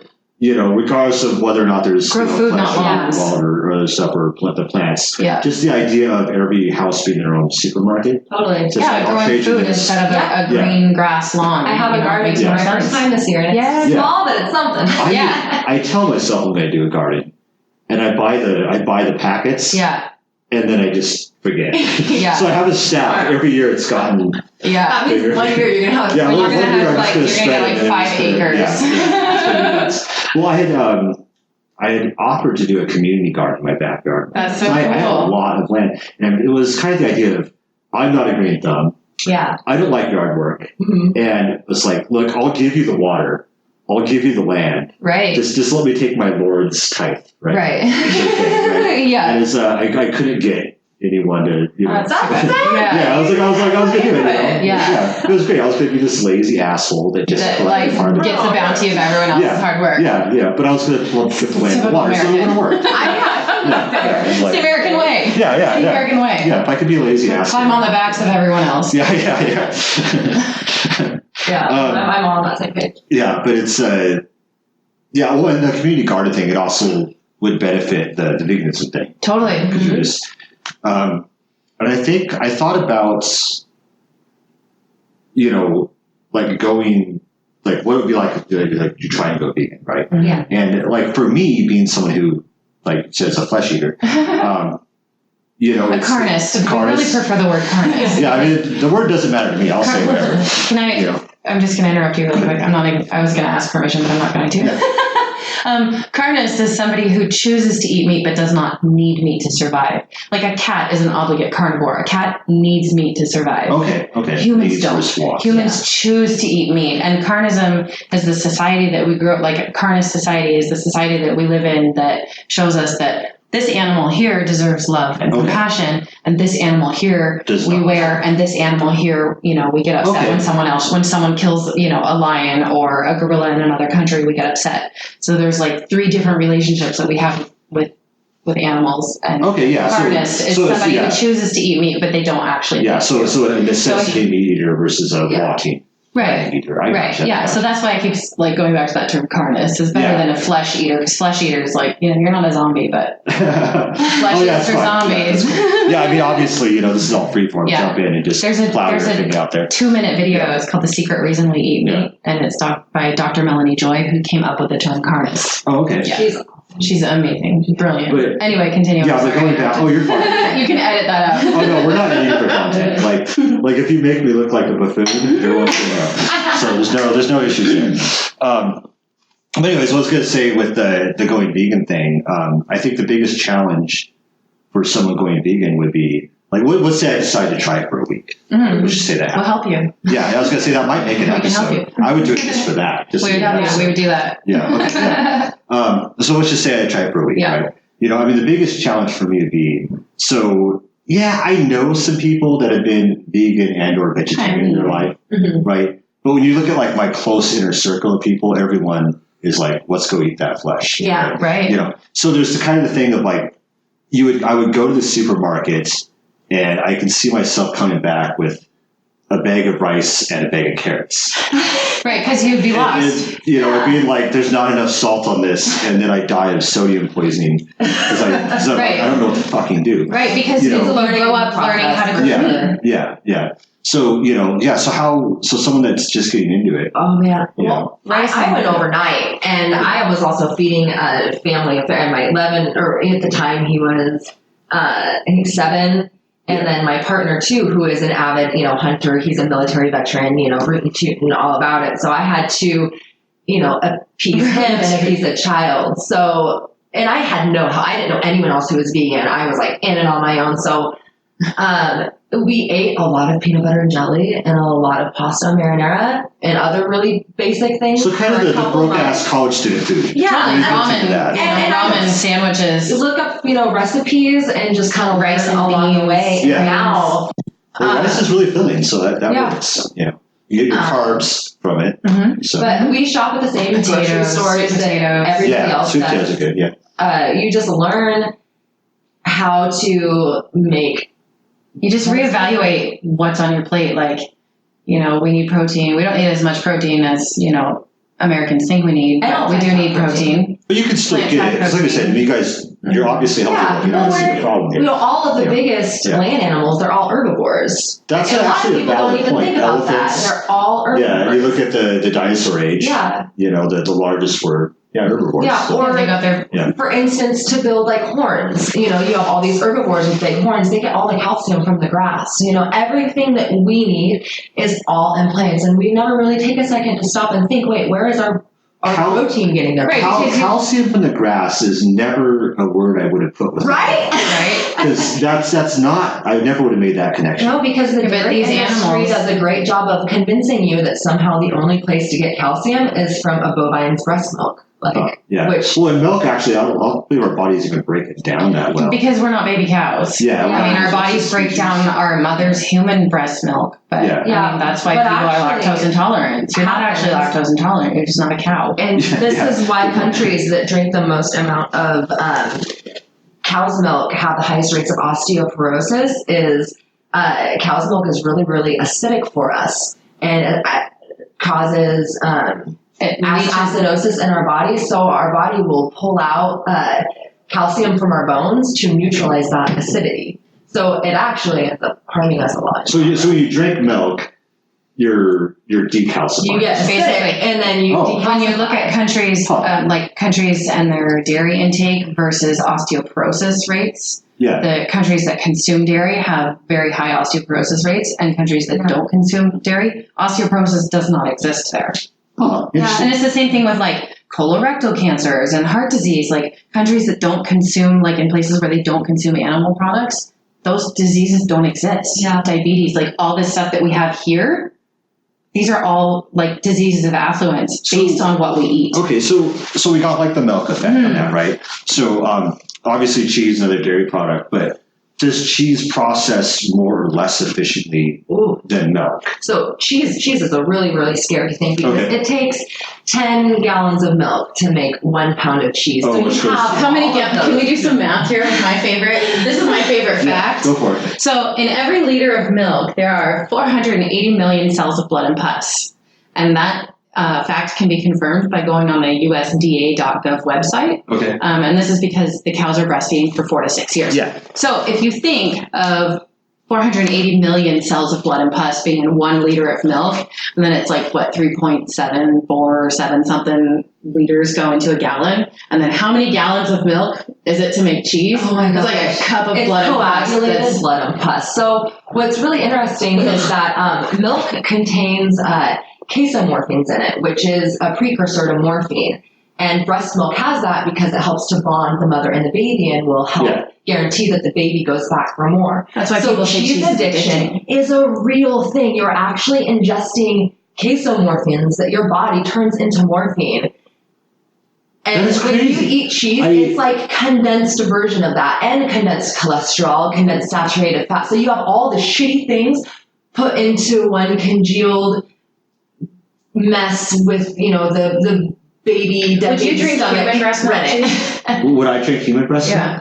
Would you drink cheese made out of human breast milk, or like eat cheese? Would you drink cheese? Well, I'm sure somebody like shooting like if ready someone cheese handed me like a block of human breast cheese or a glass of human milk, I would probably just to like, I've had it just before. to taste it. Yeah, I would try it. Yeah, Yeah. that's cool. Yeah. It's whatever. I'm lactating, you know. just want to put that out there. But I think a lot of people, it's not right now. Like a little awkward, but okay. When we had a Yeah. megaphone out during Pig Out in the Park last year, and Hannah was on the megaphone, and she said, why are you drinking the milk of another species? Like, I'm lactating. Would you drink my breast milk? I mean, right, it is People were like, what? Why would you drink breast milk? Why would I drink your breast milk? But why are you drinking the breast milk from another species? Yeah, I'm not going to drink it from the same species. Who thought of that too? Like, I always wonder, like, who was the first person to see a cow like nursing her baby and be like, I'm gonna suck on that teat? Like, who does that? I imagine it was a really desperate situation where there was Like, not they're another starving option, and they were like, that baby's getting food. I can get totally food from there. Yeah, maybe. I like I'd see to that. call drinking cow's milk adult interspecies breastfeeding. Okay, well, like the what it is. Mongols, going back to say who had the first idea, like the Mongols, their armies are very often eat, drink the mare's milk and the blood of the horses and stuff like that. That makes sense. Yeah. So that happens. So there's some historical basis. for that. Yeah, it's actually ancient, the consumption of mother's breast milk and like menstruations and in blood and all of that dates back to like Babylonian like Satanism. Okay. And like if you look at all like the origins of like the like occults, it all includes those things that we like eat on a daily basis, which I think is really like interesting. drinking breast milk that's stolen from babies. Like, I keep just going back to that because it's just so barbaric. Eating menstruation. Like chicken periods. Like, would you eat a dog's period? Like, Oh God, no! But I wouldn't eat anyone's food. Like, but what if you're walking down the street and you saw a robin's egg? Would you like be like, fuck yeah, breakfast? I'm gonna bring I this see bitch what you're home saying. and over. Yeah, because I mean I do eat eggs. which is the So if you gave me the menstruation is a egg. Right. I mean, but the thing is, it's so tiny, it's not an option. But you're right. If I would eat that and one, like a chicken egg is okay, but But why? yeah, there's a much this more. beautiful blue robin's egg. That's across the line, right? Like I could accept the trying the cheese and the milk thing, right? Mhm. I'd be like, you want me to put my mouth on that? Right? No, I don't think where so. they shit and piss right above it. So you have like poop and pee covered udders. And what they do is they'll take, so when all the cows are lined up in the milking line, they will actually take a blowtorch. There's 2 ways they do it. A blowtorch, and they will go down the line and Like burn, singe off all of like the extra hairs, and it like sanitizes It like everything. cleans their udders up. Literally, it's By fire. They're By burning. They're Or- burning these live animals to singe off their udders and like clean them up. Yeah, the farm that I went on, and it was like you're in the milking parlor, and there's just piss and shit everywhere, and they're all over the udders, and they just go with like a thing of iodine and just smear iodine all over the udders. There's still piss and shit on it, but it's piss and shit covered in iodine, and then they just and put because that's so much healthier. and I think that's one to bring up in terms of like change people's minds. Yeah. Because you might tell someone, oh, the cow stays in the stall like their Right. life. It'd be like you being in a fucking like, oh, whatever. shower all day. Like you're in a tiny ass bathroom stall. But if you all day tell long. people like you're drinking shit and piss, and blood and pus in now your it's milk. personal, right? Yeah. Now I care. Yeah. Type thing. So that's interesting. Like, as far as to get your message across. Totally. Yeah, the biggest. It's one thing to talk about it, but what really helps get the message across is when you show the to see it. Because when you look at it and you have to witness the brutality, it totally you can push words away. That's one thing, but those images. Oh, absolutely. And so that's why images we really stick hold with the projections where we'll on the side of buildings project slaughterhouse and farm footage, and we also do standard industry practices. Yeah, the same thing as the abortion people. The grinding up. Yeah. But here's where I'm different. Like, I know we have totally different views on this, but like, abortion affects like only 50% of the human population is even like physically capable of getting an abortion. Yeah. And like all of these animals have no choice. Yeah. Yeah. Like at least a human woman getting an abortion is like, I know what I'm doing, but like these animals are in this situation. They don't. Well, it's like you said earlier. The what do they call it? The rape shoot. A rape rack. Rape rack. Yeah, that's it. Yeah. So I mean, for industry to have, a tool that they call that, right? Like when I go to work, I call my broken handheld computer just a piece of shit. Yeah. Right. I call it a rape And rack. they also, they'll call the cows like, you whore, cunt, slut, bitch. Yeah. Like they're really mean to them because they're constantly pregnant. So they must be whores. And that's also a way that the farmers and the workers disconnect from what's going on is instead of having compassion for those animals, if you start getting angry with them and you see them as an enemy. Off any emotional connection to that process whatsoever. Yeah, well, and I was told, because like I said before, I've had some animals in my backyard that rose for that purpose. Yeah. And I was told, don't name them. Right? Isn't that funny? Did you name them? I did. And I have to admit, to your guys' credit, like when I put the turkey down, I really did like that turkey. And I did feel kind of bad about it. I'll admit that. Yeah. Did you kill them yourself or did you have someone else do it? I did it myself. Yeah. What did that feel like? What's that? What did that feel like? It felt kind of neutral. Yeah. Because my big concern with it was I didn't want to do it in a brutal way where the turkey knew what was going on. Yeah. Right. You wanted to surprise. So I put a shotgun against its head. Right. So that in that sense it was like, we could disagree on like raising faster. the turkey, but the turkey wasn't aware. Yeah. It was like you said, if the aliens came, I'd be like, okay, you're gonna harvest me. Right. You'd rather just. I just want to fall asleep and not wake up. Right. So it's like I was gonna at least go to that level. Yeah. Instead of hanging the turkey upside down and then slitting his arm. Yeah, because people say, "Oh, it's sleeping." Like if you slit my throat while I'm sleeping, I guarantee you, I'm gonna have dreams of someone slitting my throat. I saw the most fucked up video, and it was almost more fucked up than hanging up the animals upside down on a a hook on a hook. But it was all these people gathered around this turkey, and they were giving her pets, and they were petting her. They were going, "It's okay, sweet baby." And the turkey's got her wings up, and she's getting a love. And then they kill her. And that seems like, I don't know. Like I can't imagine. That's just weird that it's gonna be you're petting. Like, oh, it's okay. I'm gonna slit your throat now. That's just weird. No, I didn't do that because that just seemed. Like, that seems like you're enjoying it, right? Like, I didn't enjoy it. Right. It was a means to get what I was getting. Yeah. Right? How did you feel doing that in comparison to purchasing turkey somewhere else? Honestly, I felt better about it because I knew that while I rose it for that purpose, I knew that it at least... What's that? Did you name the turkey? Oh, Mannerheim. Mannerheim? Yeah. Nice. So I felt better about it because I knew... Well, it ultimately had that end. The end was faster, right? And that its life previous to that point was there was a pond, it chilled with ducks, and it ran around, and So I felt better about because my perspective is more, well, I'm not, like, okay, so I totally agree with you guys about the factory farming being terrible. Mm-hmm. Like, that's, like, I'd have to be a piece of shit to not think that. But my perspective is more of, like, I personally want to get to the point where I'm not engaging in buying from it. Right. Yeah. Is more, that's more where because I'm still kind of in that point where I see myself as, like, the food chain, right? Right. But unlike people that are like, the food chain, that's it, I'm done talking about it. Like, but I'm not aligned on the Serengeti. Right. And I have a responsibility to not pretend like I'm aligned on the Serengeti. Right, yeah, a lot of and go do stuff as brutally and stupid and crazy as I can. Right. You know, because that's ridiculous.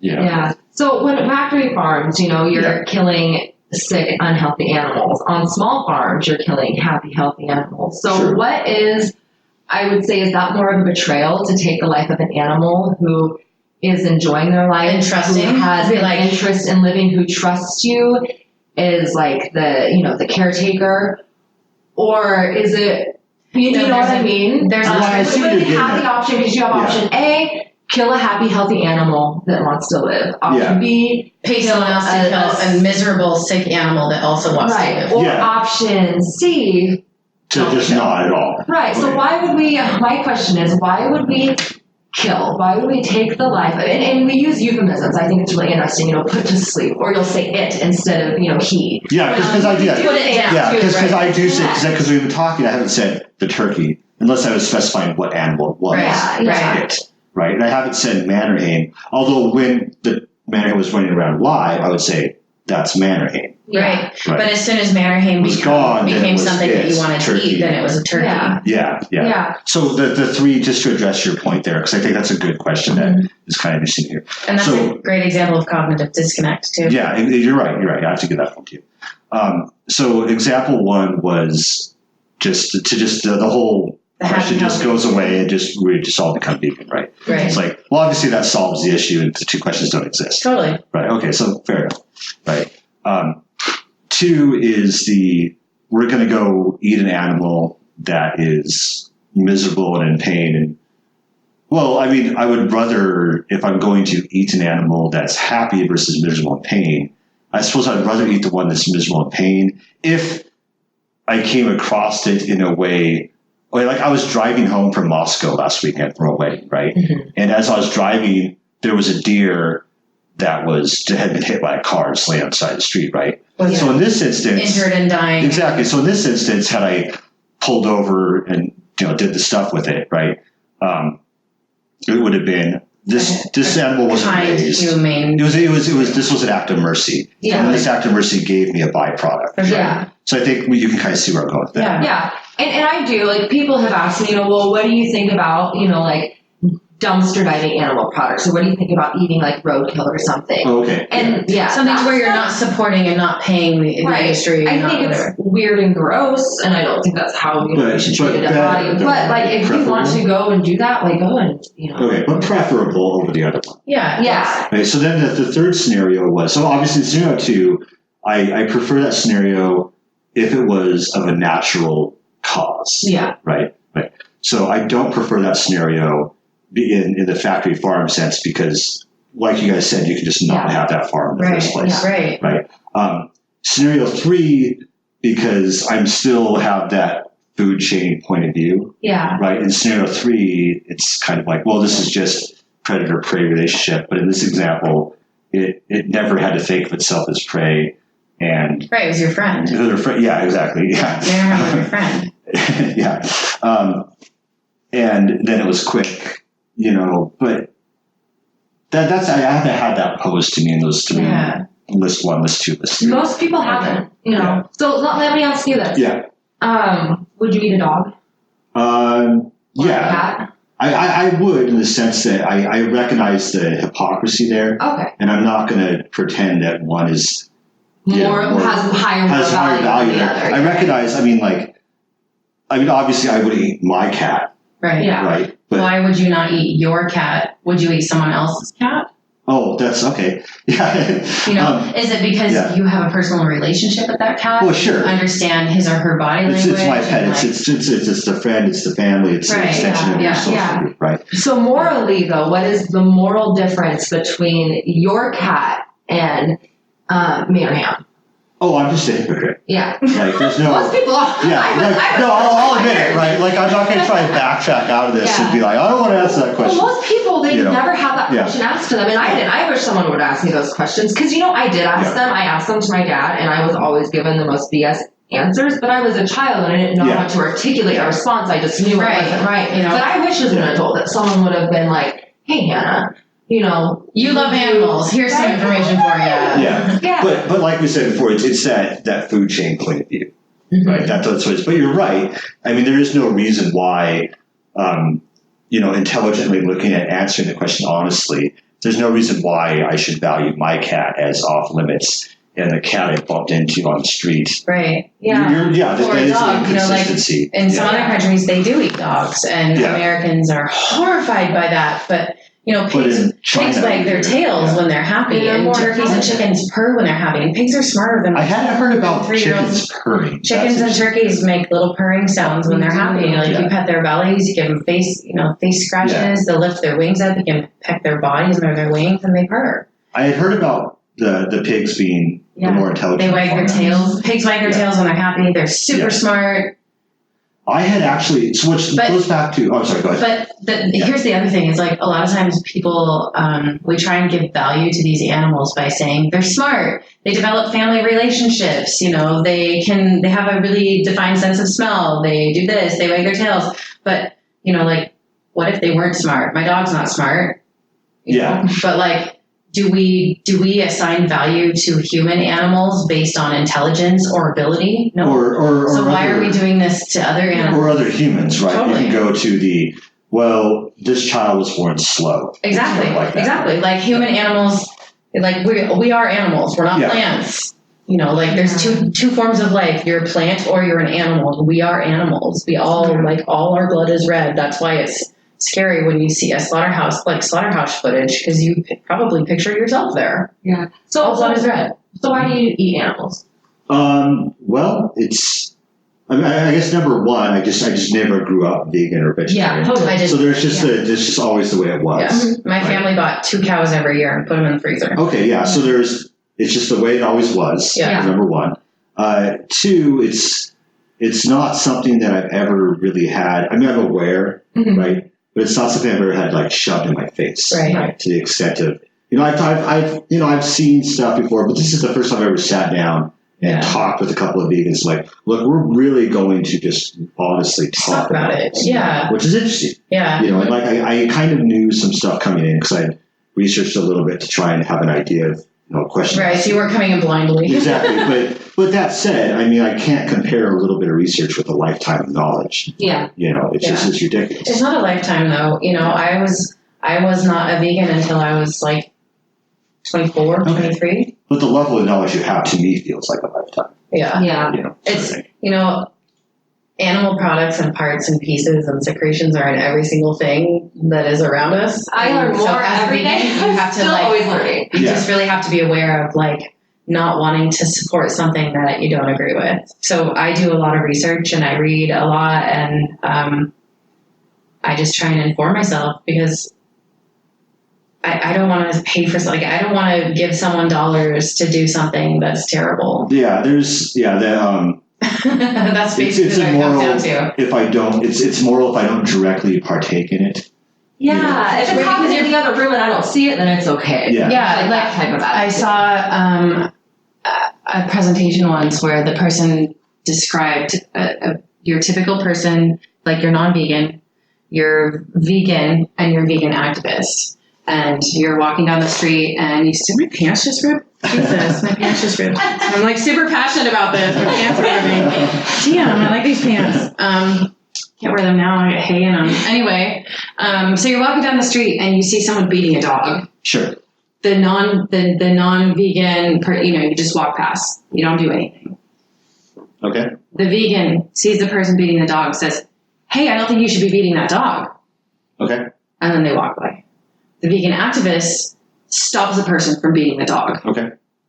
that's what I want to be. Yeah. I want to stop the dog from being. Yeah, you don't want to be on the sidelines. Stop the animals from being raped and having their babies taken. Yeah, you don't want to be on the sidelines yelling, "Good job." Yeah, right. Like, I'm not going to stand there being like, "Good job for not saying anything." Silence sides with the oppressor. Like that's why the Holocaust happened. Is because people didn't say something. It's just 5 words. What if it was you? Like, what if it was you? What if it was you? What if it was your grandma? That's what I said earlier. If you want to judge by if something is humane or not, ask if you'd want to have it happen to your grandma. Yeah, there's actually a good quote from Jesse Ventura that I thought was interesting. He was talking about people voting whether or not we should invade Iraq or whatever, pick your country, right? Sort of thing. And it was he was like, no, this is a hard vote to make. Mm-hmm. He was like, no, this is an easy vote to make. If you wouldn't send your own son or daughter, vote no. Then the answer is no. Yeah. Right? And I like Jesse Ventura for a lot of stuff. I like his whole chicken hawk thing. I don't know the chicken hawk. Okay, so Brian Kilmeade is a Fox News guy, right? So Jesse Ventura was on Fox News one time, and Kilmeade was going off on, we should just go to the Middle East and just wipe them all out, all the terrorists. Turn into a parking lot, that kind of stuff. Yeah, exactly, right. And then so Jesse Ventura turned to him and was like, well, I don't see a rifle in your hand, you chicken hawk, blah, blah. Why don't you put your money where your mouth is? Right. And he's right. I think sometimes he goes too far in the sense of someone just simply speaking about the cause and effect of a policy. Right. But in that instance, this guy was openly advocating, we as in the group including me, but I'm not going to go, but you should go.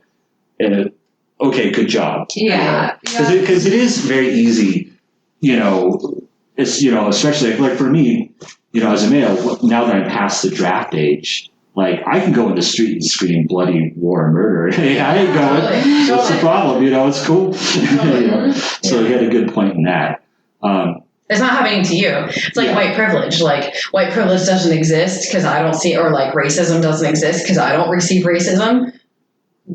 Yeah, it does. You don't receive it because you have that specific skin color. That's why it doesn't exist to you. That doesn't mean it doesn't happen at all. Just because you don't see what's happening doesn't mean it's not occurring. Yeah, at Slaughterhouse, I forget who said the quote, but if Slaughterhouse had glass walls, then most people would. Paul McCartney.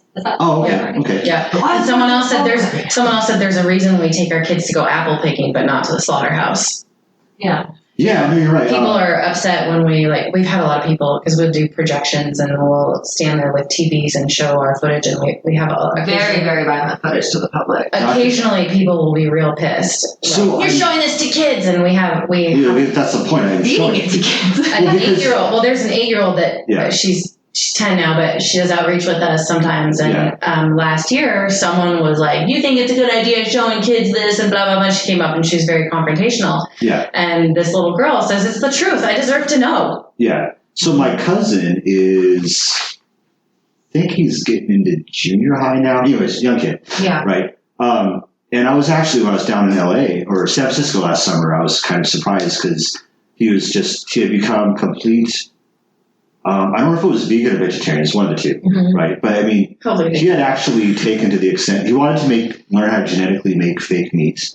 Cool. So I see it's just so that future generation that you want, it's there. Yeah. Right? He was very passionate. I mean, he was so passionate about it that he was, as we were hiking down the trail, he was like actively looking at his feet, trying to not step on a bug. Oh, I do that. Yeah. Okay, so you do that. Yeah. Yeah, because I take my dog out the same decency. If there's a giant walking around, to not step on you. Yeah. Right. Yeah. Yeah, but it was cool to see a kid so young, so passionate. That is really sweet. I was totally that was cool. So it was, good job to you for finding the issue and being like, I'm super young and super care about this. So okay, that was cool. Yeah, that is sweet. I take my dog out at night. My partner thinks this is so ridiculous, but I don't want to step on worms if I don't have to. I don't want to squish them. They're just trying to live their lives. Doing the thing, yeah. I look around and I'm weird, tiptoeing in the yard. But if I can avoid that, I don't want to do it on purpose. Or if I see an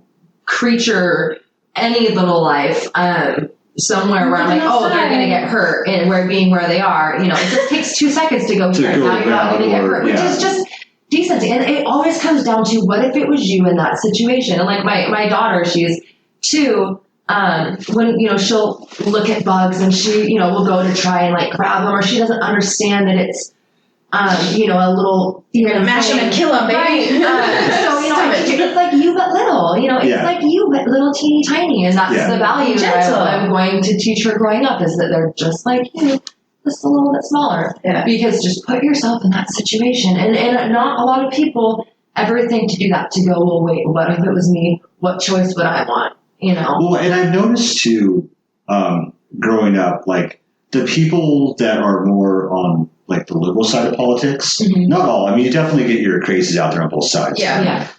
But I've noticed, like, it seems to me more often than not, people on the liberal side of politics seem to be a little bit more compassionate I than would the say people on the conservative side. I really have strong things to say about liberals and conservatives. Yeah. And a lot of people will put me in that box automatically because I'm vegan. I have tattoos. Like, oh, you liberal? Right. Yeah, I would just say, like walking into this house being vegan activism, if you had asked me who you voted for in the last election, if it was one of the two major candidates, I would have immediately said Hillary.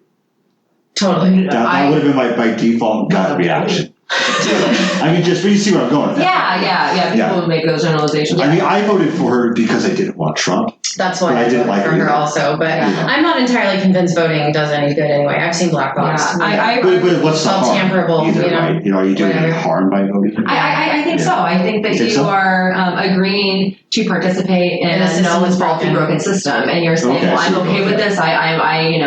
And I want to it's like a false sense of security. Like, I'm doing my part. I'm going to vote for this. But it doesn't matter if it's Hillary won the popular vote anyway. Well, between the two of them, I thought they were both despicable. They're both, totally. But, I mean... Maybe Cory Booker will... I lost my train of thought. There was some intelligence. That's probably because you were dreaming over Cory Booker. Floated right out. That was it. I was there. Totally, you got me. Yeah. You say most liberals, right? And then you were going into that. I think that was a pretty skin deep comment. Like, I think it just flashed in my head. Yeah, I look like a very liberal. So it was just kind of there. Yeah, I don't know why I said they brought it up. Actually. Yeah. I've probably been on watch list since high school, so. Yeah, oh god, the watch list. I was doing like. I've downloaded a diversity marches CIA's website that I'm You're definitely on a watch list. I kind of wonder about those watch lists sometimes. I'm always flagged for extra security. Oh, are you really? Every single time. But I'm not. I look like an environmental terrorist. I mean, let's be honest. That's actually funny. A friend of mine, I was telling him that I was going to have you guys in the show. Yeah. And I was really proud about it because it's like, this is the first guest that I don't know. And these people are going to really be passionate about things. This is going to be by far the best episode I've had so far. Yeah. It's really going well. Vegan power. Yeah. But his first thing was like, oh God, you're going to have terrorists on the show. It's like, I think maybe you're going a little far. I mean, isn't it funny how they call us terrorists, except that they're the ones who are paying for animals. Oh, this guy used to be a vegan too, which is kind of funny. Never trust an ex-vegan. Yeah. So someone who used to be vegan was never vegan. They were plant-based. You can't, because a vegan is a moral ideology. To be vegan to me is to be like the life of the least harm. Okay, so it's beyond the diet. As possible. It's not a diet. It's not. Veganism is not a diet. No. If someone calls themselves vegan and they're not vegan, like if someone calls themselves vegan and then they no longer become a vegan, sorry, but you can't use that word. You were plant-based. Then the ethical connection was not there. Okay. So the what I eat only comprises a small amount of like a quote unquote vegan lifestyle. I don't buy leather. I don't wear down. I don't buy things made in third world countries. I don't buy things that were made by people who didn't get paid fairly for it. Yeah. Right. It's the life of the way I can spread the most love and be the least impactful in my carbon footprint and be the most compassionate and help the most people. To me, that is vegan. And if someone was like, oh, well, I ate vegan for a while and I was vegan. No, you were plant-based. You ate plant-based foods. You were not vegan. Or someone who, has a plant-based diet, but then they go and buy a leather jacket. Yeah, I think that's not a vegan. I think with him was a lot more of when his wife got divorced, it's kind of looking on down society. Yeah, like it was plant-based. He's a plant-based person, which is fine. That's great. And there's nothing wrong with being plant-based. That's like every step counts, but... when veganism is a moral line. Vegan, then it kind of... It's a line that can't be crossed for me. It's like, Yeah. So to say, oh, that's your diet, it's kind of like insulting to you. Like, hey, don't say. It's not really insulting. It's just like, there's so much more of it. It's like my way of life. It's like some people would compare it to a religion. I'm an atheist, so I don't have a religion. Yeah. But if I were to find a religion, it would be veganism. Okay. If I had to specify like my ethos and my like way of life, the way I sense my space of like my sense of my space in the world, it is veganism. Yeah, that's how I identify. This is my worldview. Yeah, because I've had a friend that's very hardcore Baptist, and because I consider myself to be agnostic, you know, and then with a mix of I really admire Eastern religion, but I don't define myself as one of them. But I mean, I have like the Buddha tattoo on my leg because I really admire that Eastern thought. Right. But you know, it's like, oh yeah. Oh yeah, that's cool. Yeah, it's really nice. Yeah, nice. Yeah. I forgot. About religion and religion. Yeah, but it's I don't know where I was going with that. About the life of the least harm and compassion and being vegan versus plant-based. Yeah, but then you can consider all these things, all these ideologies, religions in their own way. I think that's in a sense, yeah. And it's something that like colors everything that I do. You know, like every dollar I spend and every like where I go, I think of how I can be the most kind, even while we're showing people this awful shit. Yeah, well, you know, because it's because you guys have been very kind to me in spite of the fact that, you know, we have some disagreements. Right, you know, but why wouldn't you? Yeah. Right, yeah. So, you know, where I've talked to people that have been very... You have a cat. You love animals. You are capable of veganism. Yeah. But I've talked to some people that have been very conservative, just like, God, these vegans are just terrible. Oh, I was in line to get into the gun show. Yeah. Right? And there's this guy had a fruit stand. And the people in front of me looked at the fruit stand, and their first thought was, I bet there's not any vegans here. Like, what the hell does that mean? My brother's a vegan, and like I'm very progressive. Yeah, well, yeah, there you go. Like my brother's a vegan, as if you know my brother, but my brother owns guns. Yeah, no vegan would ever own a gun. Like, what the fuck I know plenty of vegans who carry guns. Oh. Yeah. You know, the only reason I would carry a gun personally is if I saw an animal that had been hit by a car and needed. Well, that actually, when I was driving back, that's literally the only reason I would carry a gun. Yeah, when I was driving back from Moscow the other week, that actually was a thought of mine, was because I don't drive around in my car, but it was kind of like, you know, that would have been a convenient time to be. Right. You know. Right. One of my earliest memories actually is like my dad was in law enforcement for like 30 years, and one of my earliest memories is we were coming home one day and one of our neighbors had hit a deer, and my dad had to shoot the deer on the side of the road, and I remember my mom like covering her ears and like she didn't want us to watch, but even at a very young age, I knew that's what needed to happen for the best interest of that animal. Of the animal, the mercy kill. Yeah. Yeah. I do want to go back on the vegans being terrorists. Do you think that's just as hilarious as we do? Because you have one side I busted up who are paying for lives to be, you know, like just massacred in so many different ways. And then you have people who are like, hey, let's stop causing harm. And we're the terrorists. Like, that screams projection to me. And it's, I don't know, I just can't wrap my mind around the fact that someone would call vegans terrorists. People think veganism is extreme, but like, I'm not the one who's hanging an animal. I'm not like jerking off a cow and fucking sticking my fist in a cow's asshole to like get her pregnant, and then I'm not waiting for 9 months to take her baby and slit his throat and drink her breast milk. No, that's extreme to me. It is. You know that. But like the fact that I choose not to participate in that, I'm an extreme terrorist and I need to be watched. And I think maybe what the dude thought was that, because was ALF, the Animal Liberation Front? I don't know. I think he was thinking that like I was going to go talk to those people that were like firebombing. You know, Animal Liberation Front or something like that. Is a whole bunch of individuals. Animal Liberation Front is not an organized. My partner's wearing an Animal Liberation shirt right now. He actually has a tattoo on. My brother has an Animal Liberation tattoo. Yeah. So I think that's the impression he's had, was like these are people that are firebombing as opposed to people that are do you think lawful activists? Right.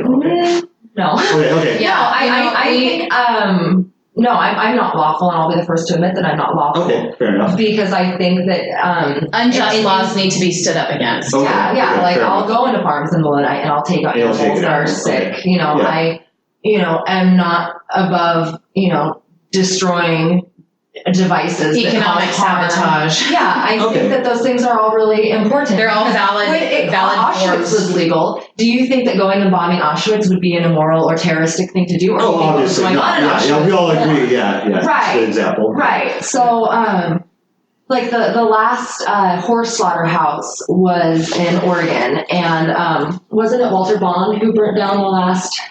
I don't remember why he burnt down. There was an activist burnt down the last horse slaughterhouse. Like, is he a horrible person and a terrorist? Like, most people in the USA are firmly against eating horses. Like, what's worse? Like, destroying a place that causes unnecessary harm onto others, or legally causing unnecessary harm onto others. Okay, I got you. And I just think that that's a really calling vegans or even, the hardcore vegan activists like that who go and do stuff like that, calling them terrorists is just an easy way to invalidate a movement that threatens Well, yeah, because you think of a terrorist, you think of, I'm going to, terrorize people, blow up this building and kill a lot of people. I'm going to bomb this hospital, as opposed to I'm going to protect something. Right. Or, I think Martin Luther King Jr. said, history can't be made, and I'm totally butchering this quote, but something about history can't be made without organized shit. Now I'm like on the spot, so now I'm forgetting what it was, but something about you can paraphrase it. We know you're paraphrasing. What is it that we do? Yeah. The type of activism that we do, where you like stand up, and I'm like totally farting right now. I don't know. It'll come to me. Yeah. Edit this out. Oh no, it's not gonna happen. Civil disobedience. Oh, okay. I did it. History can't be written without civil disobedience. If you took all the civil disobedience away that has occurred in this country, it would be a completely different place. King is a good one because unjust laws, like as a moral human, we are required to stand up, morally obligated to stand up to unjust laws. Yeah, I like King because he's a good blueprint of, he brought people together as opposed to, it's your fault that this happened. Like Malcolm X. It's like, I didn't do that to you, sort of thing. So he was good about bringing people together, and we're in the struggle together, as opposed to being it's us versus you. Right. Yeah, and I don't think it's vegan versus carnists. It's us versus a system that has brought us up to think that those things are necessary, that they're ethical. That people are so brainwashed to where they will call vegans terrorists while they're paying for babies to get shot in the head. Like, it's just wild how disconnected people are. And the moment that I took a step back and all those things clicked, my whole life literally changed. The way that I understood the world changed, because all of a sudden you're living in someone else's horror movie. All of a sudden, everywhere you go, every burger. You go down the grocery store and it's like walking through a graveyard, and all I see when I'm in a grocery store is like dismembered bodies and rape and dead babies and like shit lagoons that can't be listed on Google Maps because they're a terrorist threat because they'll explode because there's so much ammonia. Yeah, so you go to the grocery store, right? And you see, like, for you, it's like you said, you're in the death camp type. Yeah, totally. It's like PTSD. Okay. So like, what's an average trip to the grocery store like? I mean, do you end up getting into conversations? Now that I live with a vegan, I will walk up and down the meat aisles and talk about what if this was Roland. Like, what if these were the bodies of golden retriever puppies instead of baby chickens? Matthew and I will be in the dairy section, and I'll be like, isn't it crazy how farmers will purposely impregnate dairy cows before slaughter so that their bodies weigh more? Isn't that messed up? Like, or, I'll be next to the egg. Just loudly talking and I'll be like, just having conversations. It's wild how we grind up all the baby chicks, Yeah. And, oh my God, did you know what I just found out? I found out that there's 480 million cells of blood pus in every liter of milk. That's so gross. And then CJ will be like, really? Why? Because the cows are breastfeeding for 4 to 6 years. Mm-hmm. Oh, and you know what else I discovered? They actually get their babies taken from them. Yeah. That's so horrifying. I had no idea. And we'll have these loud conversations. So how does that go off? Do you get a lot of arguments? Sometimes people will talk to us, and sometimes people like just look horrified at the idea that I've just suggested eating a dog. Yeah. Or I'll be like, what if bacon meant dog flesh? Yeah, or what if these were all packaged dogs? Isn't it weird how people just think it's totally normal that these are all, And so, yeah, I always use every What opportunity. if this cheese was made out of your breast milk? Yeah, and I have shirts that have messages on them, like real animal lovers don't eat meat and stuff. So I will wear that stuff to the grocery store and hope that someone will. Yeah. Right. I have a shirt that says vegan means I'm trying to suck less. We all suck a little bit. Being human, sucks. We take resources, energy, and we put out bad shit. But being a vegan, I'm trying to lessen the amount of bad shit that sorry, go ahead. Oh, I just want to say, so the farm that impacted me the most that I went to was close to here. There is a factory pig farm that is a hell on earth. You literally walk in there and it's how does this exist? How does this exist? And it was an experience that so there's dead babies everywhere, dead baby pigs everywhere. There's, just because they're a commodity, mutated pigs all over. And I held a lot of those piglets who were dying, the dead ones in my arms. I was fortunate enough to be able to get a pig out of them. You saw one now having she's living on a sanctuary. So there was a sow that was in a stall, the farrowing crate that is so small where she can't even turn around. I'm sure you've seen what those look like. Yeah, I've seen those online. I've never seen this in person, but under her, it's roughly the size of this. Okay. This yoga mat. They're about the size of the yoga mat. Yeah. Pigs weigh 800 pounds, so they're big animals. Yeah. Where her but then afterwards, I have the video and I'd love to show it to you. Yeah.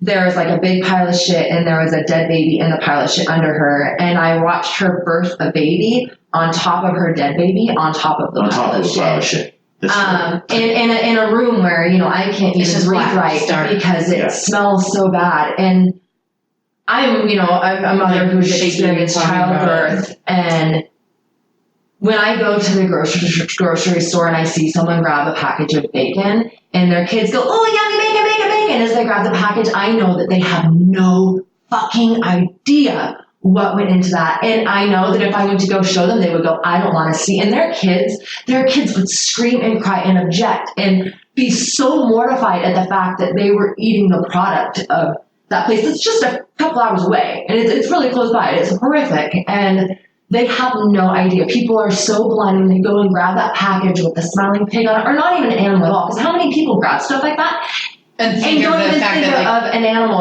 When you order pepperoni pizza, you're not thinking, ooh, grab that pig on my pizza. Pizza comes from a funny-looking Italian. Right. They're not stupid. They also know that a pig had to die for their pizza, but there's just unless you're asked. You have no idea. Yeah, unless you're your neighbor. The neighbor. Yeah. But that's what breaks my heart is I look around and I see these people who would normally are good, loving people object to animal abuse, buy a carton of eggs that caused baby chicks to be ground up alive, and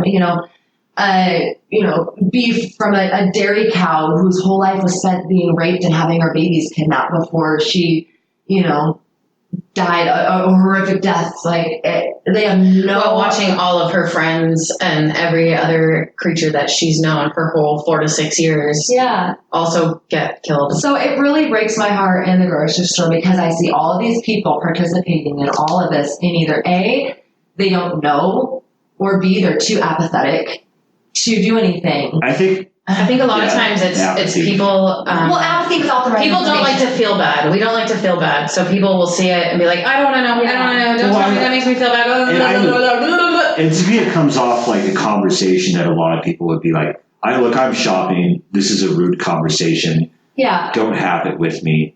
You're in my personal space, right? Sort of thing, right? Yeah, which is why I don't go up to people. I'm like, hey, ma'am, which I've thought about, and there are times where I have told people fight or flight because I see someone grabbing the eggs, and I know that the right moral thing to do is to go, hey, did you know that they grind up all the baby milk chicks at egg industry? Just because that's something I wish I would have known. Passing that information along. Continue with what you're doing.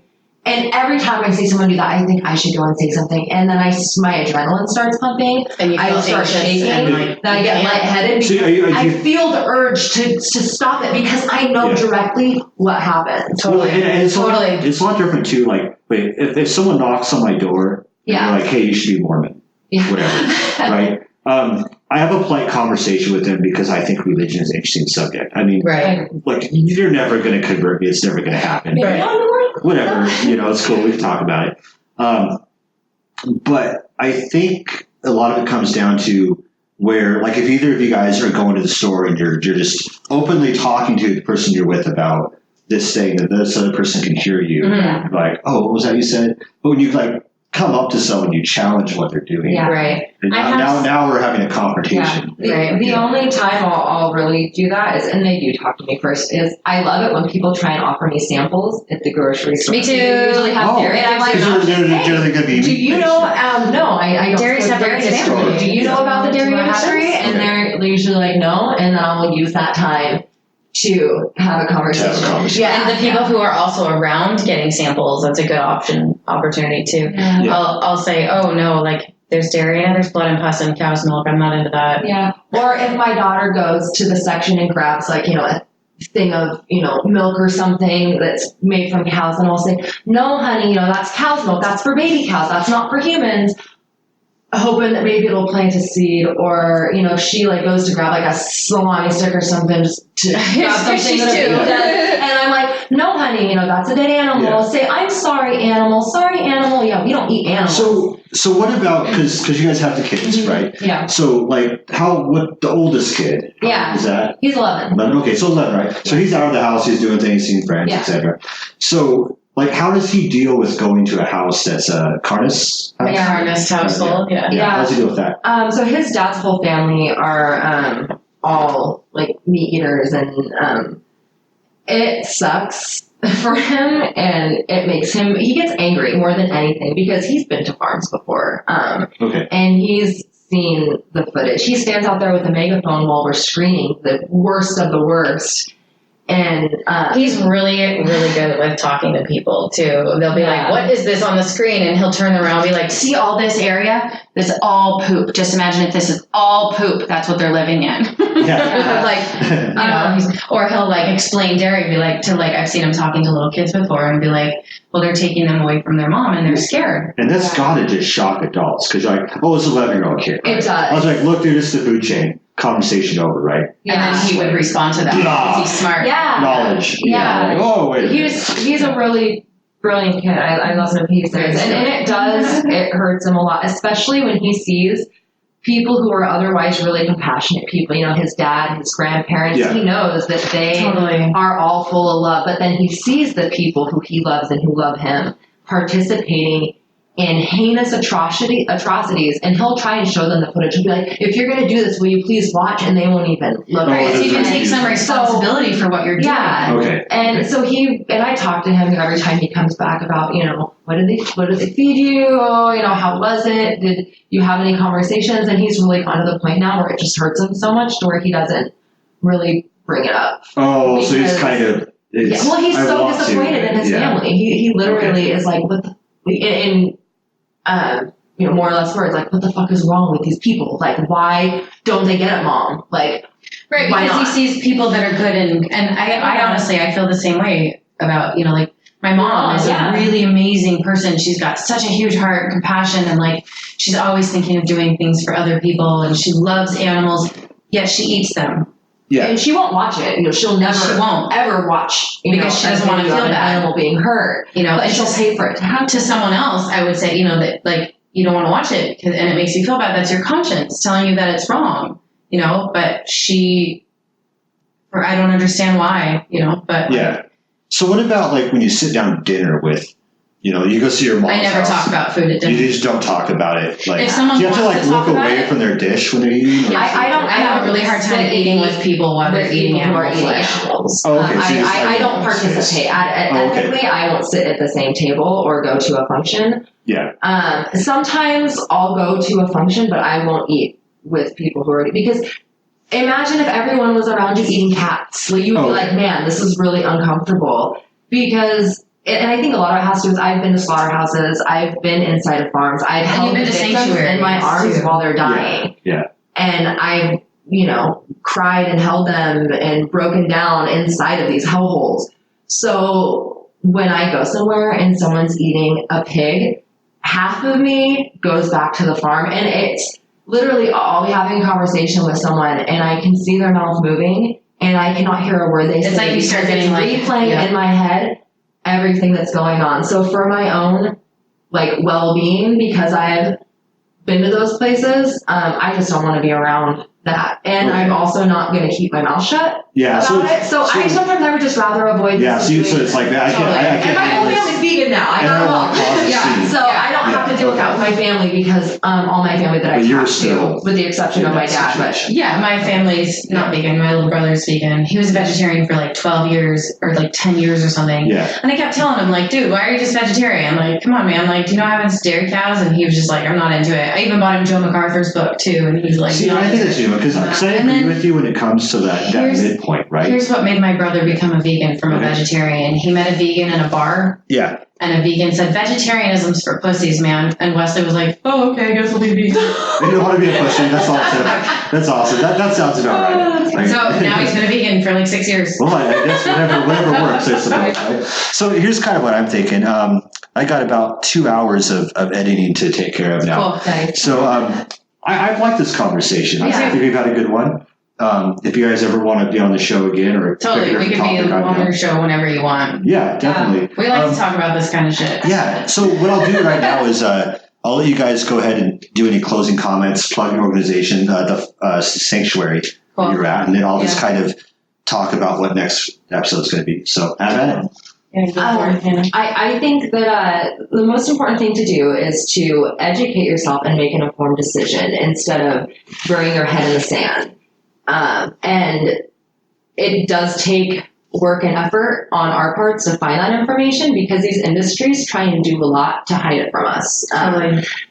So Dominion on YouTube, I think, is one of the most valuable movies to watch, and that breaks down the processes that animals go through from the time that they're born to the time that they die. Earthlings is another really excellent movie. It's quite a bit older. It's like 10 years old now, but Earthlings is another excellent movie. Also, goes over all our relationship with animals. The We Animals Project is a great project to follow on Instagram or social media. There's a photographer named Joanne MacArthur. She's been on every single continent documenting our relationship with animals, and she takes some really amazing photos that will just like really open your mind. Cowspiracy is really important. It's a documentary about the environmental impact. Yeah, and we didn't really get into the health, but What the Health is made by the same guy who made Cowspiracy, and that is also mind-blowing. So I would say the main trifecta would be, to watch, would be Dominion, because it covers the ethics, Cowspiracy for the environment, and What the Health for the health aspect, and then draw your own conclusions and just ask yourself, like, am I living in alignment with my morals? And what if it was me? Totally. Like, align your actions with your ethics. You know, like, don't pay for something that makes you feel bad. And if the things that you learn make you feel bad, the best way to get rid of that bad feeling and replace it with good, empowered feelings is to not pay for those things. And also Challenge 22. There's a 22-day vegan challenge. If you go to challenge22.com, and it'll set you up with a Facebook group and your own personal mentor, recipes and everything. So if you're like, oh my gosh, I'm going out to Mexican food, I don't know what I'm going to eat with my whole family, like help me, you can send them a message and they help you navigate the menu. Hold your hand the whole way, just for 22 days. That's a good point, because if you're someone like we talked about before, where if I was to do that, I would go to the store and buy my bag of carrots. I will take you shopping. You know, we can take you shopping. We can teach you how to cook. I think give you all the resources. You know, would be awesome, and you would have the best help in the world. I definitely would do it just. And at a minimum, just to say I did it, just that's how it turned out. 22-day vegan challenge, hell yeah. Yeah, so I'll get back to you guys on that one, because I have to eat through some of my dairy and meat. You know, my partner, when he decided that he was going to go vegetarian, he went and bought this is horrifying, I could never do it. He went and bought a Costco pack of bacon and ate it, and then he was like, just a last hurrah, and after that, he was like, nope, never again. Vegetarian for like a few months, and he's like, well, I guess this isn't enough, I gotta be vegan, and now he's vegan. Isn't that insane? All right. One last thing. An Introduction to Carnism by Dr. Melanie Joy. It's why we love dogs, wear cows, and eat pigs, or something along those lines. Yeah. And it is such a good book. And she's brilliant. I've seen her do quite a few presentations too. Gotcha. And the China Study to read about health information. All right, cool. Let me close this out. Okay, thank you so much. Spokane Animal Liberation. Yeah, I was going to say, mention your organization. Love God. Our group, Hannah and I are a part of Spokane Animal Liberation. We're a group of vegans in Spokane who do activism, and our goal is to educate people and help people to realize that, you know, their actions should be aligned with their ethics, and, you know, don't pay for something that you don't want to support. Okay. Well said on all that. Thank you for having us on your show. Definitely. Thank you for being on. Like I said, being my first cold contact. Yeah. That was a big milestone. Successful. Yeah. You know, and a panel. I've only had one person on the show previously at a time. Yeah. So next, I think the next couple weeks, I'm going to try and have Kitty back on the show. If you're interested on how the deja vu worked out from a manager's perspective and the whole crazy world of strip clubs and all that stuff. You want to say something? Oh, no, go ahead. So anyways, so look forward to that, and I will try and rebook her. So thanks for being on the show, and thanks for being a lovely guest. Thank you for having us. Definitely. Do you have the time to listen to me whine about nothing and everything all at once? I am one of those